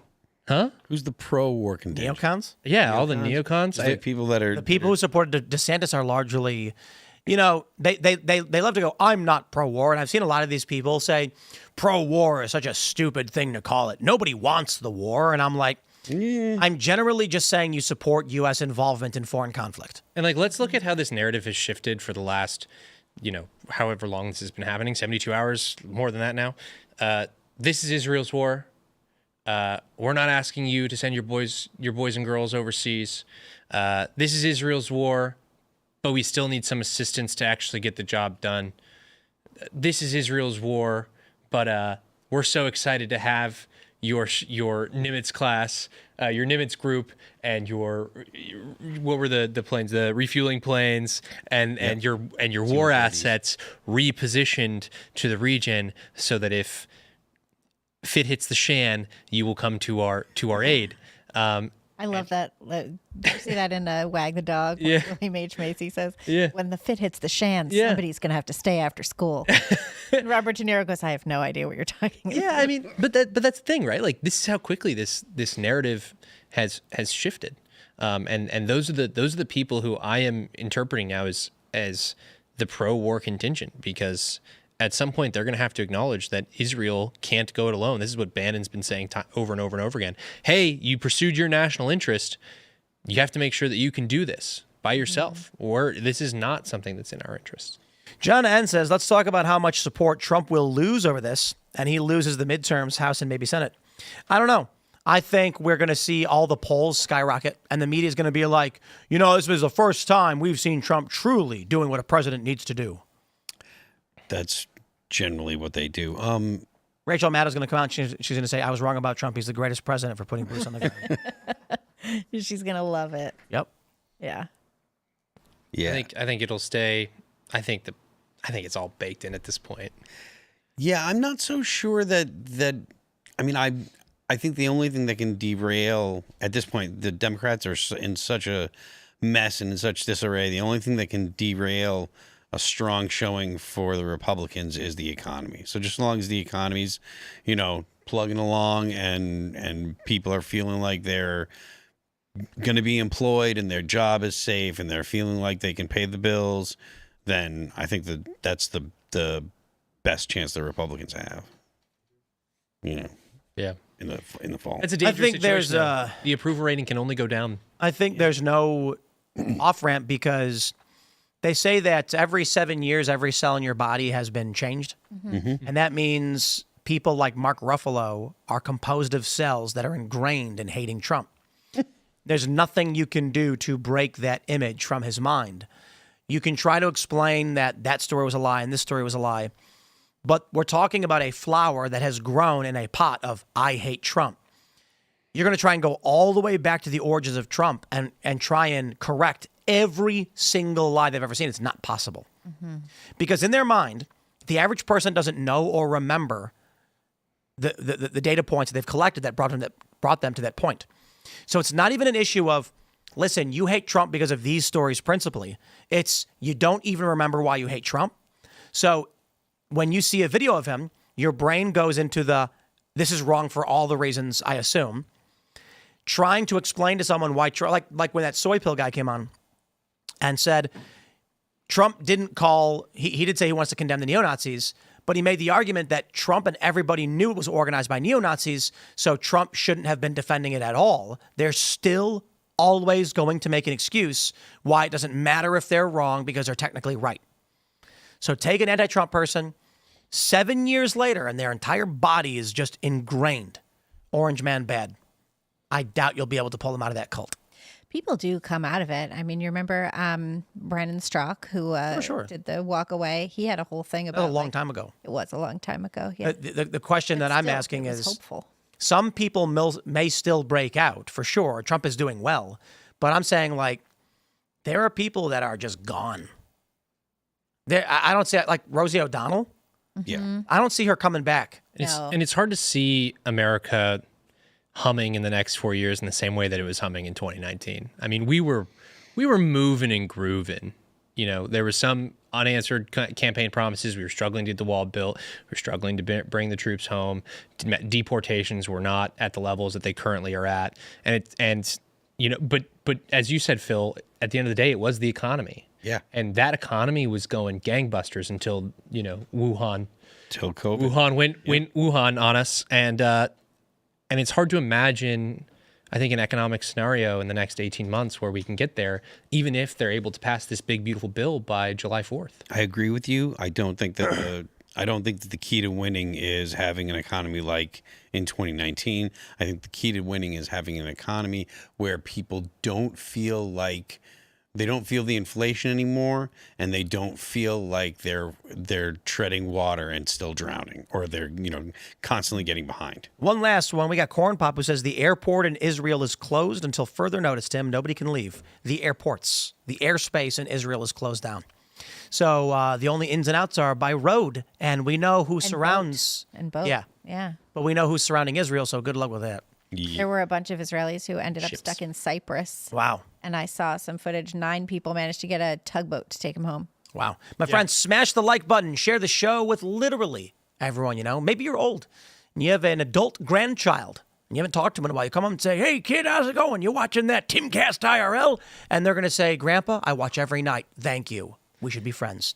You can follow me on X and Instagram at Timcast. That uncensored call-in show will be coming up in just about a minute or so at rumble.com/TimcastIRL. Bradley, you want to shout anything out? Yes. Bradley Devlin, politics editor at The Daily Signal. Check out thedailysignal.com for all of our coverage on the craziness that's in the news these days.